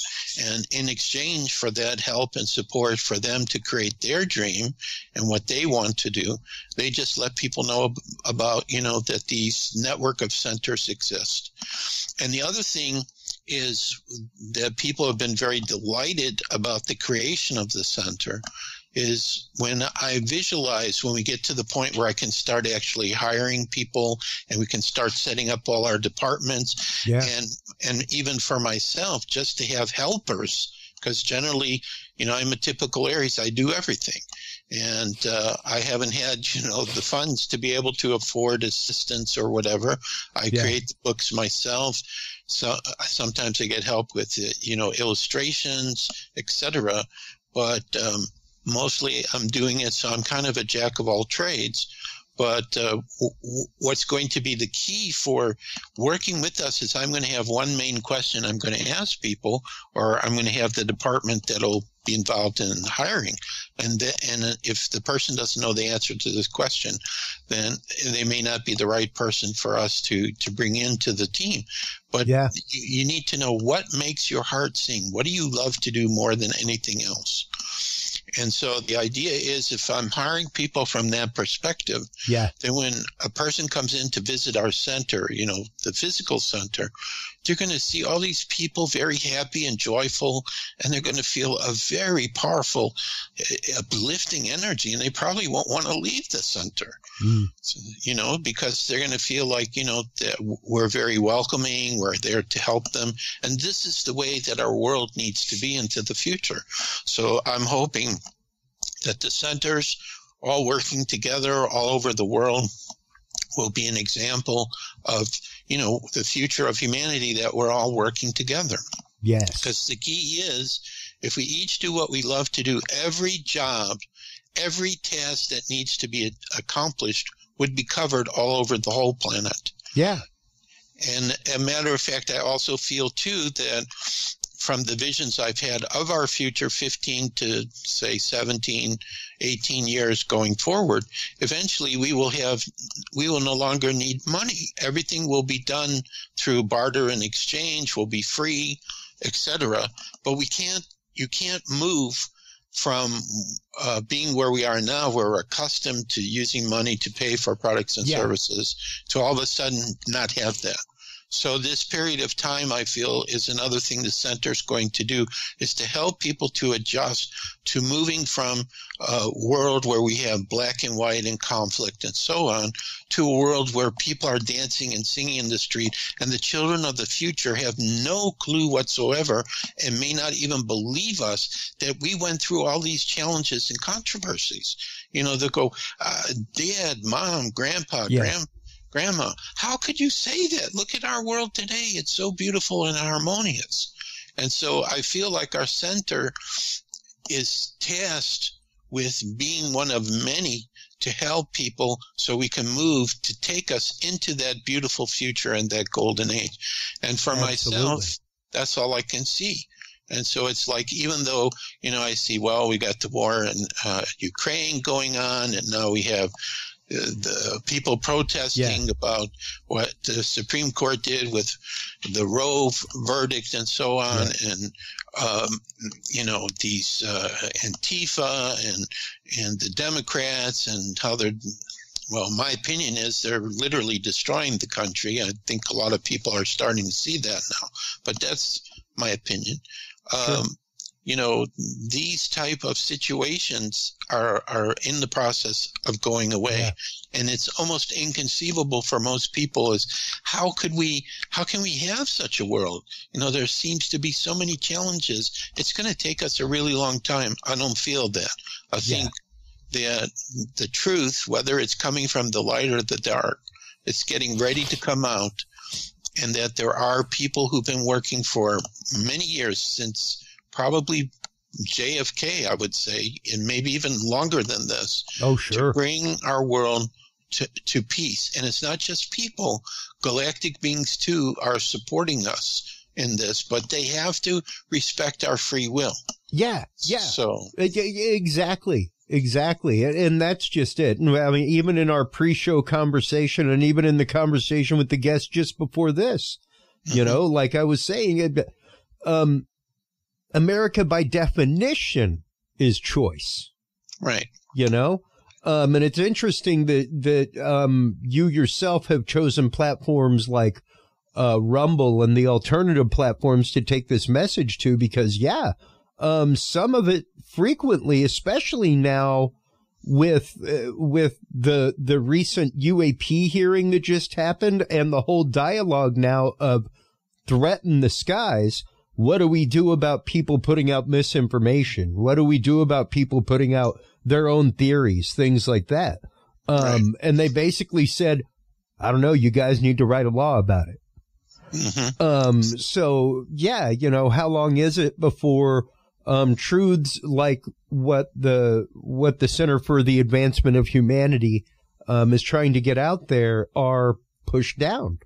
And with that in mind, let's get into that recent conversation with the Galactic Federation Council, because I think that's an important one to get into when you're talking about, especially the mission of the center and what it is that you're doing and the future that you are trying to build and bring mankind to. That point of enlightenment. So, what was it that the conversation with the Galactic Federation Council? Okay, so first let me define what this council was, as I understood from one of our spiritual members, Reverend Joe Johnson. Reverend Joe Johnson and I have been talking since 2017, and she is a trained spiritual medium. And one of the contexts that came up before I did this interview with her back in 2017, actually, was I started speaking to the Arcturian Council of 13. And what was very surprising for me is when I was talking to that council through Reverend Doe, they were talking about crystal skulls, like they knew about crystal skulls, that this was something that was also an important part of who they were. Now, my understanding through Reverend Doe and what I've researched is that the Arcturians are of a much higher vibrational frequency than we are. They do have, in their vibration, they do have their own physical bodies or physical forms, so they can have contact with each other. But they are much more evolved spiritually, and they have a great love and respect for humanity. And I think according to, I think the name of the Arcturian that I spoke to there was Rirta. And Rirta claims that she was around back in the time when Atlantis was formed, and she was working with the Council of Atlantis. And during that particular period of time of Earth, the vibration was high enough that the Arcturians could actually have direct contact with human beings, wow. which they cannot do now. Their vibration is too high. It's interesting that you say that, because in our last interview with Sev Talk, who works with MUFON as part of the experiencer response team, as well as Kathleen Martin, who works in the same aspect with MUFON as well as other aspects, and has spent the better part of her life now in the search of UAP technology, UFO history, stories, witness accounts, things like that. More than once has it been mentioned about vibrational state, yes, and about how more and more of these accounts of direct contact with alien life have been in a spiritual way and in a way almost like out-of-body experience, vibrational, crossing the fields way than a saucer landing in the yard and some guys walking out going, "Hey, how you doing?" You Right. know? So it's interesting that you bring that up, even with the conversation being channeled, from the Galactic Federation Council. So Right. I didn't want to interrupt you, but I thought that Right. was key to understanding, especially with frequencies and the fact that we have to tune ourselves. Right. Well, Nikola Tesla also talked about when he was alive that everything is vibration and frequency. And the key to understanding the Arcturians or advanced civilizations like themselves is that the vibrational level which they're in, there doesn't exist any kind of thought whatsoever of violence or crime or negativity. Okay. Yeah. They are very connected with Creator, with the divine frequencies of love, and they've had contact with humanity. And I think there's a possibility in our DNA that there may be part of the Arcturians inside of it. I think from my studies with many different contactees and around UFOs, it seems like humanity in our DNA, we have a lot of different galactic races who have a piece of it there. And that kind of makes us very unique and interesting. But anyway, what the Arcturians were talking about is that, they're bringing a message of peace to humanity. I did ask Huerta about, do they see this positive future, which I talked about, and they absolutely see that. And I think that as we become more of a peaceful world, we will have more direct contact with them, which is a wonderful thing because they have great spiritual knowledge and insight that they could help to teach us to become a much more attuned to Creator and living a more harmonious life like they have, etc. And so that was basically, the message that they're here. They're sending us very loving frequencies of energy. They're probably another way that they can help, which I know this has been going on for me since I started the center. What's happened to me, and again, there's no way I can prove this because it's my individual experience, but when I talk about the center, it almost feels like there is an Arcturian who's very interested in helping us in the development of this. So it's very, very interesting that Reverend Dove had an Arcturian speak to us the first time. And that, every time I talk about the center, I feel this Arcturian off the right side of my body. And I can feel the Arcturian there now. And it's like, I feel like the Arcturians and the Pleiadians are the ones who are whispering to me in March, Joshua, you need to start going with the center. And I'm going, but every time I try to start a new project, because I'm Aries and I always have all these ideas and everything, I never can get anything going because I never get all the total resources that I need, which is not just financial, but I can't put it together and then nothing happens because, everybody's struggling right now with the crazy things happening. And they said, no, this is very important. Trust us. And so on my mailing list, I think I have more than 30 people all over the world. Now, these are building people. And this also includes you, by the way, Chris. I want to acknowledge your help and interest support. You're one of those 30 plus people. Who, when they listen to me talk about, this idea, they go, this sounds great. I want to be involved. I don't know how I'm going to help, but I just know I need to be involved. So it almost makes me feel like before we were all born into the earth, before we came into body, a group of us got together and said, hey, in 2022, we're going to start building this center. Now, here's a really cool thing, and then I want to come back to define the Galactic Federation Council because I haven't really defined it yet, or at least as Reverend Dove told me, is one of my guides, and this is in my free ebook, which I offer to all of your viewers and listeners. It's called Messages from Argus. Argus is the name I'm going to take in our future in this lifetime. But Argus is talking to me like a spirit guide right now. So I just asked Argus, just kind of being funny. I said, this center I'm working on, does it exist where you are in 2037, 2040? He says, oh, yeah, absolutely. It's all over the place. So, I take that as a good sign that, what we're working on, even though it's in the very beginning phase, it's important. Okay, coming back to Reverend Dove, this is how she defined the Galactic Council. It's like there's 13 galactic races, and each race has their own council of 13. So Rirta was one of the members of the Council of the Arcturians.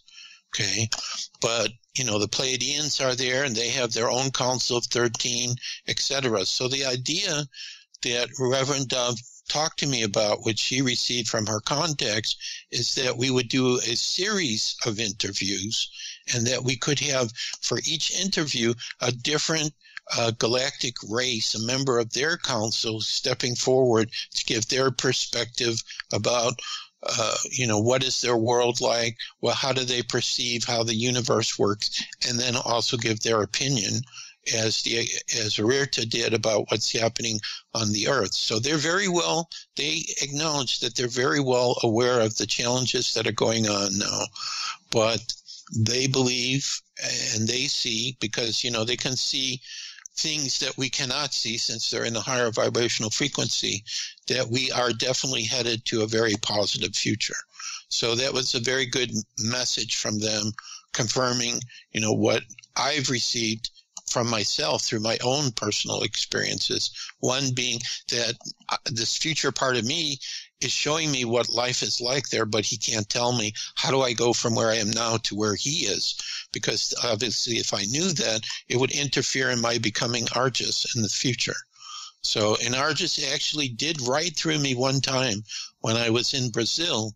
He was writing about what that future was like, and that message that he wrote, that's is part of this free ebook called Messages from Argus. And Argus also has found his way. I have 2 fictional stories too that I've also written, which are available on the Crystal Skull website that I think you showed a little while ago, where Argus shows up in those stories as well. So it's like, everything that I see and everything that's happening around me and the information that I'm able to gather through the various sources of people I know, it's all pointing to a positive future, and that this is a key year, 2022.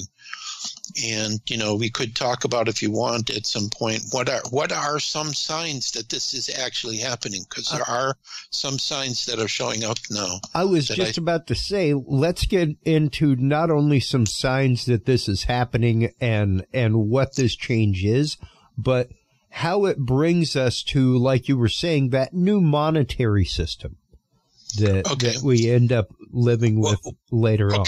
Okay, so here is what is being talked about on Telegram about the war in the Ukraine. But before I say that, let's talk about what the major media is saying, because Please. I think people are waking up now and starting to say whatever the major media says, it's usually the opposite. So the major media puts Putin, the president of Russia, who initiated these actions, I guess, at the end of February or early March, as comparable to how we understand Hitler, an insane dictator who's wanting to conquer the Ukraine and make it a part of Russia again, and he's going to go after other countries too after this. Yeah, restoring the motherland. Right, but here's the thing that doesn't make any sense. See, this is what people have to look at. Okay, it's the same thing like if you went into the pandemic. There are things about it that make no sense whatsoever if you're really looking at it honestly and not basing your opinion about what the politicians and the famous people say and the media says and even the medical profession. So remember when the United States invaded, it was Iraq. I think George Bush Sr. was our president. I remember this. Yep. In a matter of days, it was over because you had the superior might of the United States versus a little tiny country that had, couldn't stand up to the weapons and the strategies and everything, and it was over. Well, we have the same situation in the Ukraine. Russia, compared to the Ukraine, even if the Ukraine gets this help from the United States and from the EU and NATO, supposedly the United States, EU, and NATO are not sending our troops there. Maybe we're sending them weapons, but even if we're sending them weapons and money, they cannot stand up to the might of Russia. This war should have been over in March a long time ago, okay? But it keeps going on and on and on. So what I'm saying is there's something else that's happening here, which is very important, but people aren't hearing it through the major media. All they're hearing about is how terrible the Russians are. But if you go on Telegram, what they're saying on Telegram is, number one, the Russians went to the the Council of the United Nations and presented absolute evidence after they took out these, laboratories there to create more viruses and infections and deadly things for humanity. And they showed that the United States was paying for all this and backing it up. So maybe this is part of the reason why Biden's been so friendly, with the president of the Ukraine and so on, and has his son doing all this stuff in the Ukraine, that they have all these unethical activities going on, which they're making a lot of money from it. Next thing that Putin talks about, and they have total evidence for these labs, and I think it started as 8 and now it's like over 40. And I think I saw somewhere, I don't know if it was just on Telegram or on a website of like the CIA or FBI or one of those organizations, where they were acknowledging the United States was involved in those laboratories. So what I believe is really happening in the Ukraine is that when the Second World War ended, and this is also what Putin talks about, which you never hear about, but you hear about it on Telegram because they're publishing what he's saying, translated from Russian into English, is that when the Second World War ended, the Nazis and the elite and the globalists and the cabal and all those kinds of people, they moved into the Ukraine and they set up all kinds of things. And that this war that's going on really is the war of the light versus the dark. And there actually was on Telegram somebody coming from the globalists who say, if we lose the Ukraine, it's all over.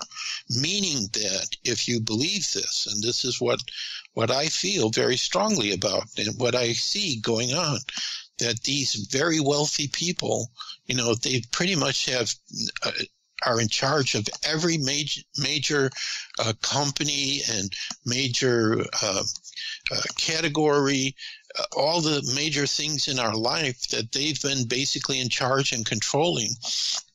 And, that what's happening in the Ukraine is Russia is taking them on right now and saying, we're not going to give our power away to you anymore. Like Russia, they were talking about Russia even before they went into the Ukraine, that they did not want to accept a central bank in Russia. Like in many parts of the world, we have these central banks, which are supposedly controlled by the elite. They didn't accept it. But now here's another aspect, which you asked me about, the new financial system and Jasara, which Russia is starting to do now. Their rubles are now backed by precious metals, by gold. And this is a significant part of the new system coming. Because one of the things they talk about on Telegram is the new rainbow currencies that are coming for all the countries in the world. Like I've actually seen on Telegram what the new, they're going to call it either USN or USTN, United States Treasury Note, I think it's going to be called. I've actually seen the physical bills, like what we would call dollars, but it's not going to be dollars anymore. The physical bills, what they look like, they've been showing them on Telegram. And there's rumors being talked about that people that work at banks are being trained on the new system, that they have actually in their banks, but they're not talking about this to customers yet, that they actually have these new bills or, new currency, let's call it new currency. And again, that the United States Treasury notes are going to be backed by gold. This will be an important part of it because all the currencies in the world, for the most part, except for now Russia and China's doing it, I think India, and there's a couple of other countries now that are backing their currencies with gold, are backed by nothing.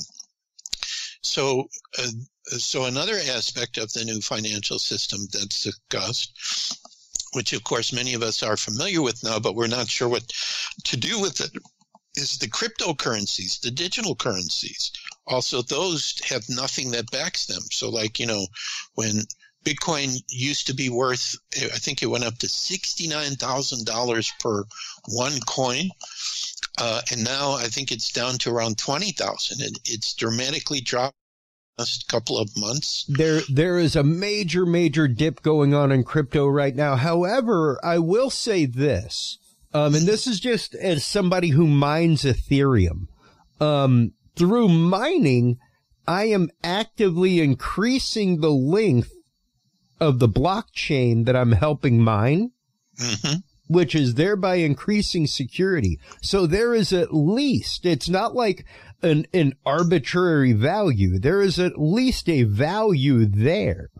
Right. And that blockchain is part of bank transactions, things like that. But I hold in my hand right now something that not a lot of people actively still hold. And that is an actual $5 gold note. Right. This is what our money used to be, folks, right here, where it was like hop on in and bam, right. Give me $5 worth of gold. Right. It used to be backed by it. And even the language of this note is legal tender for all debts public and private, no longer on your money. All kinds of things. But this is, 1963. Right. So when Nixon became president, I heard that they started taking the gold. You couldn't own gold. Yep. And only recently could you start to own gold, which is what I personally did when we got all this free money. Yeah. I bought gold and silver. Yeah. Because this, I believe, is the future, that everything has to be backed on precious metals, on something that has a value, that's something that you can hold and touch and has a perceived value to the society. So this is part of what the new financial system will be about.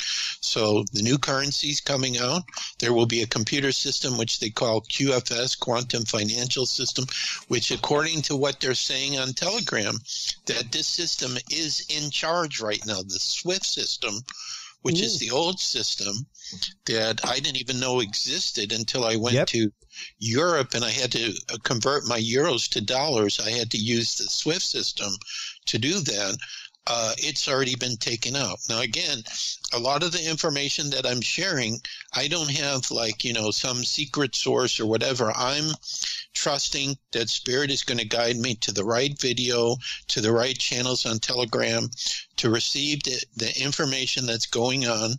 Because there was a moment in 2020, right after they started announcing that COVID started coming into the U.S., where I'm sitting right now talking to you, very close to where I'm sitting right here. I remember there's one day I said, I want to know the truth. And all of a sudden, all these videos and links to information and everything start coming.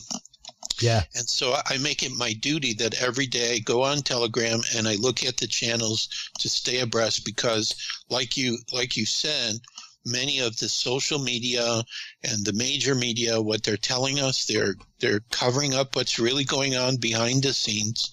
And there are only a few places, independent places, and Telegram was specifically designed not to allow it to be censored. Although there are some channels they say are fake. I don't know how they're deciding this or not. So there's probably, some people on there who are spreading information like the media and so on, because it's a free source.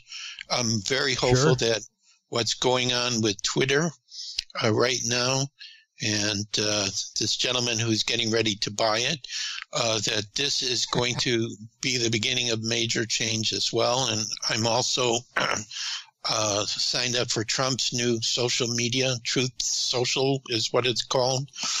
And, so I just stay in touch with these things. But the major sign for the new system coming is that the Russian ruble is being backed by gold. And also there's another group of countries that I think are working with some digital currencies with this. It's called BRICS, BRICS, which represents Brazil, Russia, China, India, and I forget what the letter S is for, which country that is. But there are 5 countries that came together that said, we are not going to support, the normal currencies, like the dollar is the main currency, and I think it's starting to lose that status, that they're going to have. South Africa, right. Okay. So it's starting to lose that status, and new systems are coming. So in the future financial system, there will be both a physical form of the currency and there will be a digital form of the currency. The two currencies which seem to be very important for the future that will work with this system from the point of view of crypto is XRP, which is called Ripple, which will be backed by gold, and the other one is XLM, which is Stellar, and that will be backed by silver. And those are the only two currencies which I have. I do not have those currencies online. I have them in what's called cold storage or an offline program that's guarding them. And what I've done is when I've had extra money, I have bought whatever I can, and I found 2 places where I could do that because Ripple was taken out in the U.S. The SEC had this big case, which I don't know if they finalized it or not, so you couldn't really buy it in the U.S. Like I had Coinbase, and Coinbase stopped selling it, so I found a place, Unbound, I think it's called, in the UK. And the nice thing about it is they don't take that much away from you when you buy it. And when I buy it, in 5 seconds, it's in my wallet in here. I'm in the US. Wow. In other words, after I buy it, which doesn't take that long, I immediately can transfer it. Whereas with XLM, which I still use Coinbase, I have to wait 7 days before I can transfer it. And because I wasn't sure if the internet was going to come down, I didn't like the idea that when I had the extra funds. So what I do is I do these online surveys with Amazon. It's called MTurk. And I usually make anywhere from $40 to $60 a week. So in other words, it's guaranteed income. It's not that much.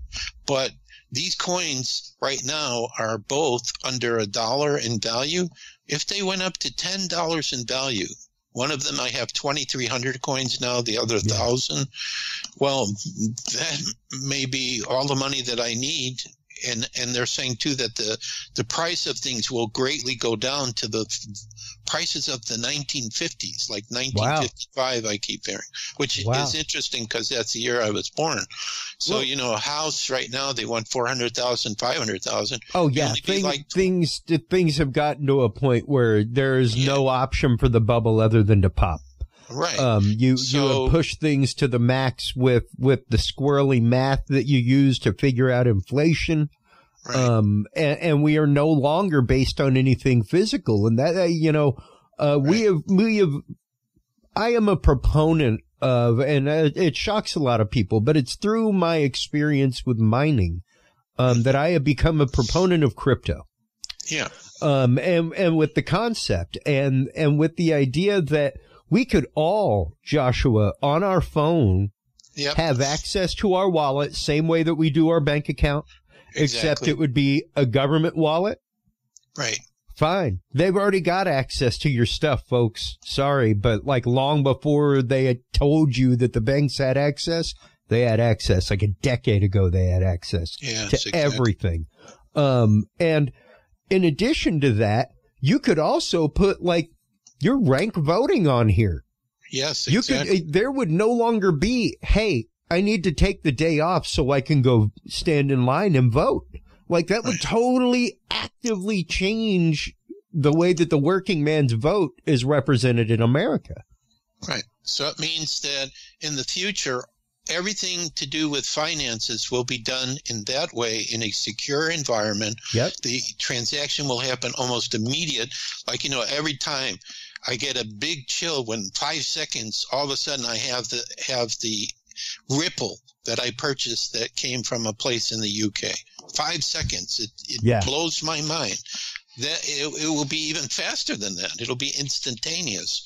And the key is that the financial system has to be secure. The one we have now, I've heard horror stories.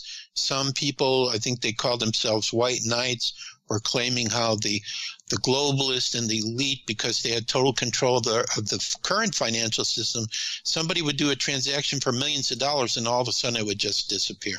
Yeah. Yeah. You know, just like, and there was no way you could track it or trace it.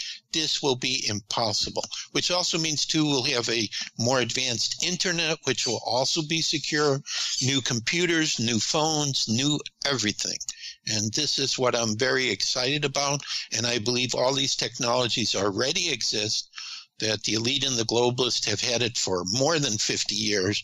And it will just start trickling out. And people, just as we've adapted to the internet and streaming and the mobile phones, we will eventually adapt after probably a few years to all these new technologies. Oh, absolutely.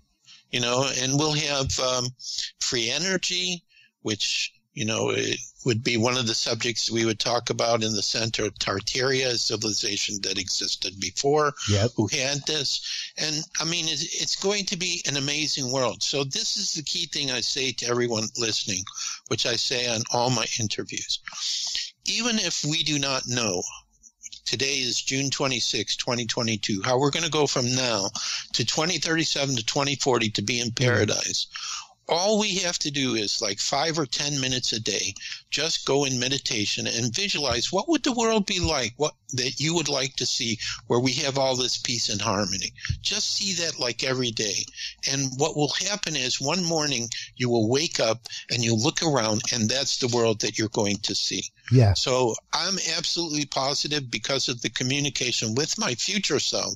And the other experience was I was in a coma, and I remember going to a dimensional meeting where they were talking about how they were going to help the people of the earth to see this period of time. These were galactic brothers and sisters, and I was at this meeting, and I saw what their plans were. They blanked my mind, but they told me, and this is part of the reason I think what I'm telling you, all this stuff is true, because I saw it at this meeting, is that when things start happening in my real time, my present time, I'm going to know what's true and what's not true. So I know for a fact that the number of people that were affected by the pandemic we were taught is lies. I know for a fact that what's going on in the Ukraine, what they're telling us is happening there is lies. They're taking out the elite and the cabal there.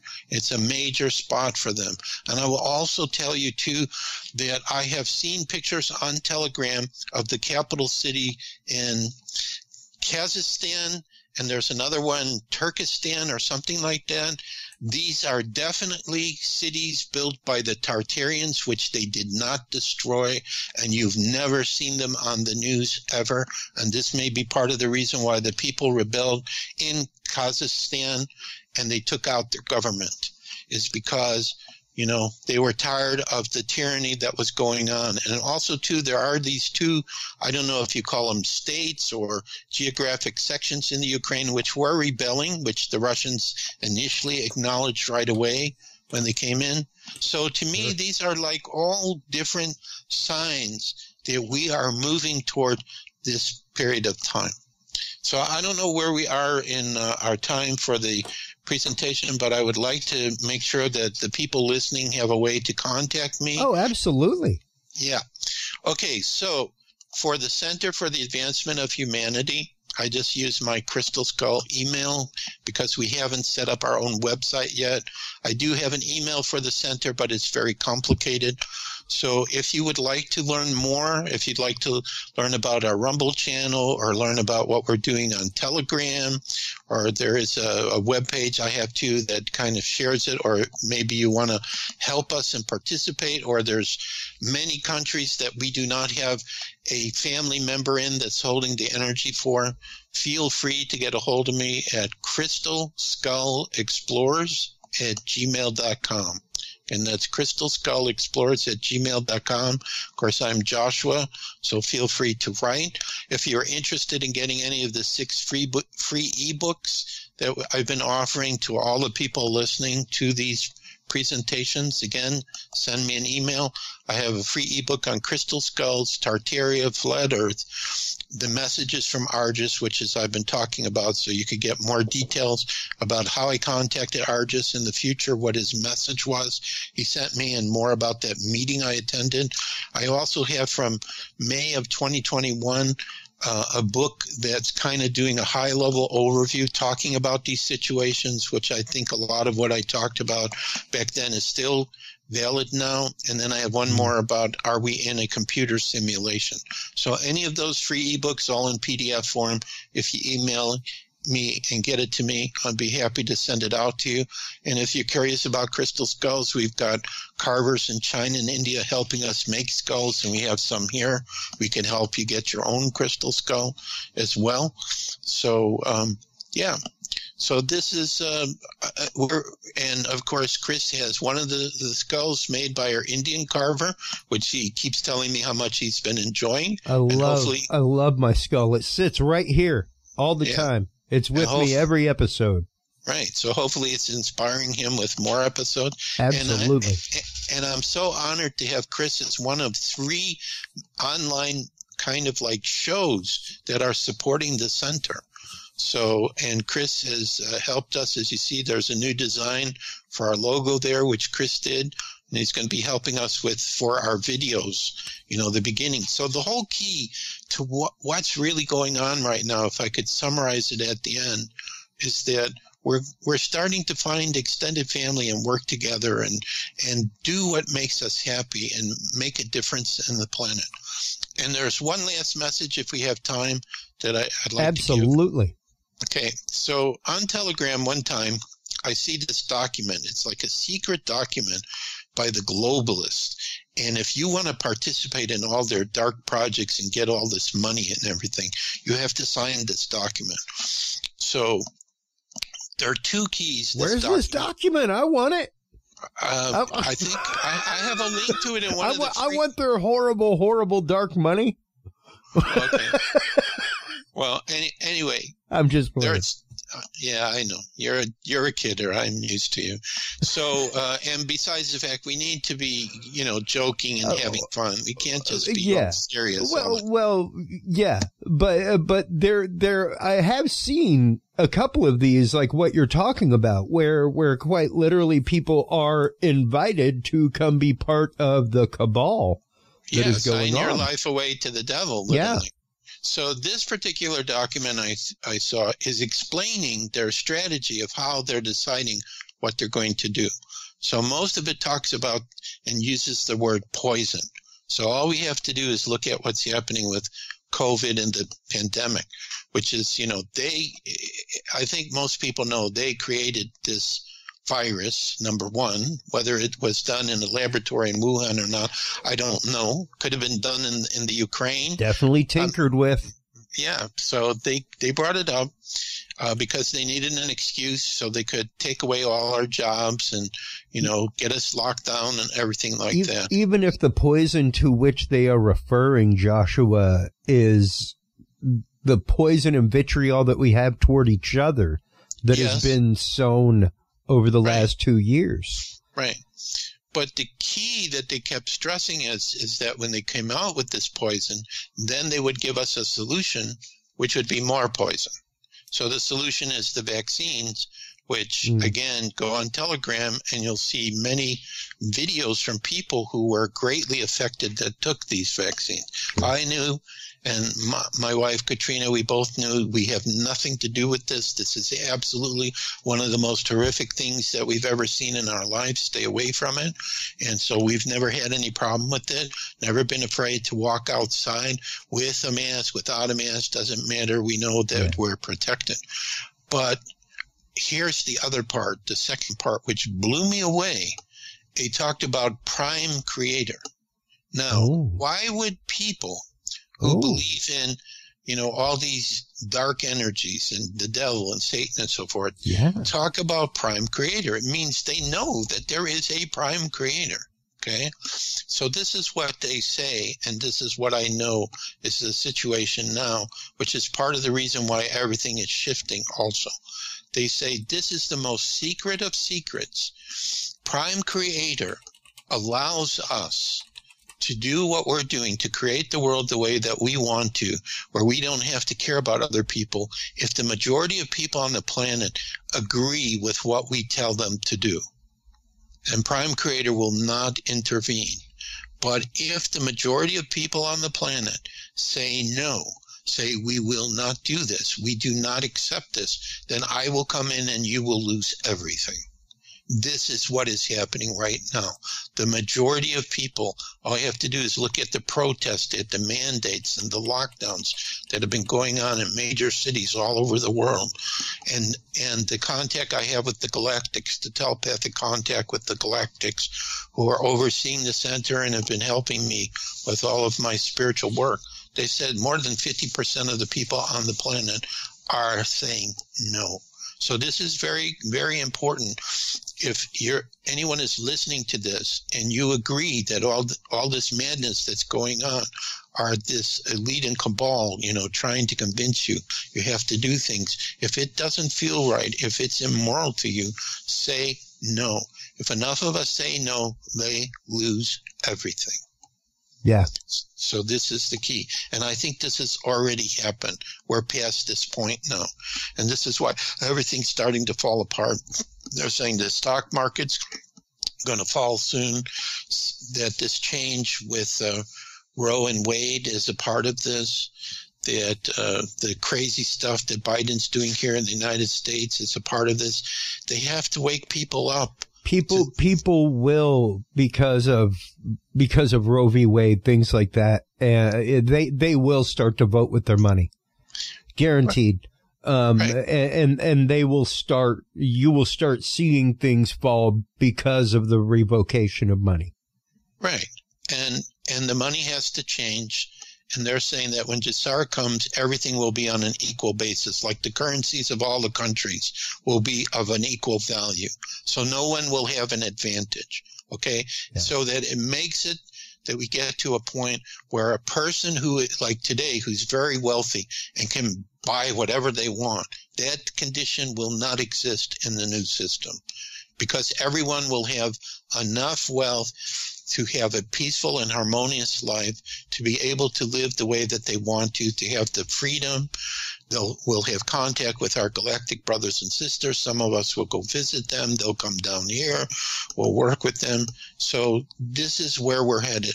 So basically what we're seeing now is the light and dark are both coming out. The truth about the light and dark are both coming out. But the light has already won. It's like a chess game between two advanced players. There are only two outcomes. Either they tie or one wins and one loses. Well, the light already has won in this chess game, and the dark can't do anything to stop it. It is divine will. It has to do with that agreement I told you. We're past that point of no return. So, we have to go through this process we're going through right now in a gradual way, but the Arcturians and the Pleiadians I've talked to said that there's a possibility of a major event happening this year that's really going to shift everything in the positive direction. Arcturians said it could be the Pleiadians showing up in the sky with their craft all over the place and beaming down this very loving, peaceful energy, so the people who watch them are not going to come from fear and panic. They're just going to feel, I don't know who those guys are up there, but it feels really good about them. They seem to be here in a peaceful way to work with us. So, yeah. So I just say whatever we can imagine now, it's coming in our future and beyond what we can imagine. It's going to be so fantastic that none of us can even believe what's about to come true. And I know that we're in this process. And I feel like every time I speak, I have to share that message that we are in that process. Yeah. So, yeah. So Chris, I want to thank you again for having me on your show. Anytime. Hopefully the people listening have a better idea now what the center is all about. And, absolutely. And we're here to answer any questions, or if you wish to participate. For me, the center, as an Aries, I always need a new challenge and a new adventure. This is my new adventure. Well, one last time, Joshua, number one, thank you for always coming on and sharing your wealth of knowledge and revelations that have come to you through spirit as well as other channels. But let everybody know where they can go to get involved with the Center for the Advancement of Humanity, where they can go to volunteer, where they can go to follow, subscribe, everything else. One last chance for shameless self-promotion. Okay. Well, the key is to send me an email, basically, and then I can send you the links. Or also, I'm assuming, Chris, that you will have some description about the show with the links too, that they can kind of look this up. Always. So if you want to go directly, to our Rumble video channel, or if you want to go directly to, what we're doing on Telegram, or if you want to go to the temporary web page I set up that explains everything, which then will have the direct email to the center, look there, or you can contact me at any time at my personal email, crystalskullexplorers@gmail.com. And that will also be good for the 6 free ebooks I talked to you about, or anything to do with, crystal skulls or UFOs or whatever. Don't think I'm so busy that you can't contact me. I love meeting new people, but right now I'm in the mood of co-creation. What can we all create together that's amazing? Yeah. So what can we do to make a ripple a wave? Right. So that's what I see is going to happen with Chris's show. I'm going to say, Chris, we've got all these great people associated with our center. Can we bring them on your program so people can start hearing about it? The answer is yes. Yes, so they're right there. We just set up a co-creation for the future. So this is the kind of thing that I'm doing. I just also, very interesting, I just connected with this group, the X-Gates. They're based in Italy. Yeah. So now Italy is a new country that is anchoring the energy for the center. And I got a really good relationship with Diego, who's the head of it, and I am now one of their authors. And very soon my first article on the crystal skulls will be appearing there. So I'm just learning their system and trying to get my pictures in the right place and everything. That's great. So I expect to be, doing articles there. So this is the idea of co-creation, where we work together, where we delight. It makes us ecstatic. What can we do next? What incredible things can we come up with next that's going to help a lot of people?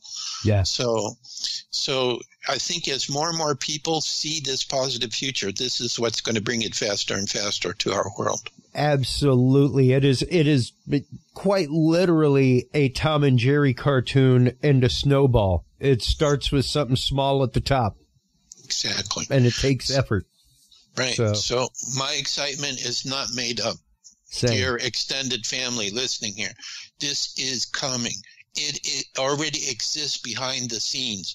I feel it every day, and it's getting stronger and stronger. And also the vibration of the earth is getting higher and higher too. And that's helping this process to happen, because the darkness cannot exist when the light is so strong.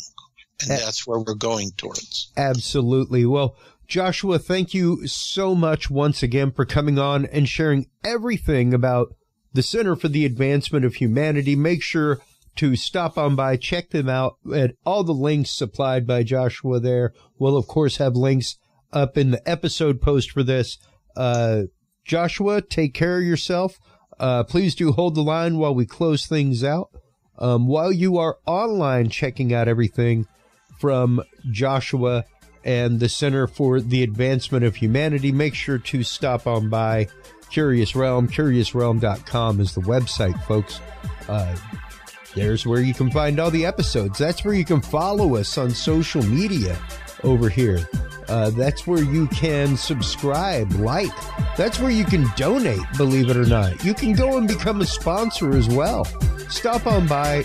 CuriousRealm.com is the website. Until next time, everybody, take care of yourselves, take care of each other, and stay curious. We'll talk to you soon. Bye-bye. Thank you for tuning into this episode of The Curious Realm. Stay tuned for more guests, forbidden topics, and hidden truths. Download the official Curious Realm app and view the Knowledge Vault on our website, curiousrealm.com. Follow us on social media by searching Curious Realm. Curious Realm is available on your favorite podcast services, as well as YouTube, Roku, Amazon Fire, and Apple TV through the APR TV app, available on all app markets. Curious Realm is a proud member of the HC Universal Network family of podcasts. For more great content or to become a sponsor of Curious Realm or other podcasts, visit hcuniversalnetwork.com today. Thanks for listening. Stay curious. And remember, the other side is always watching.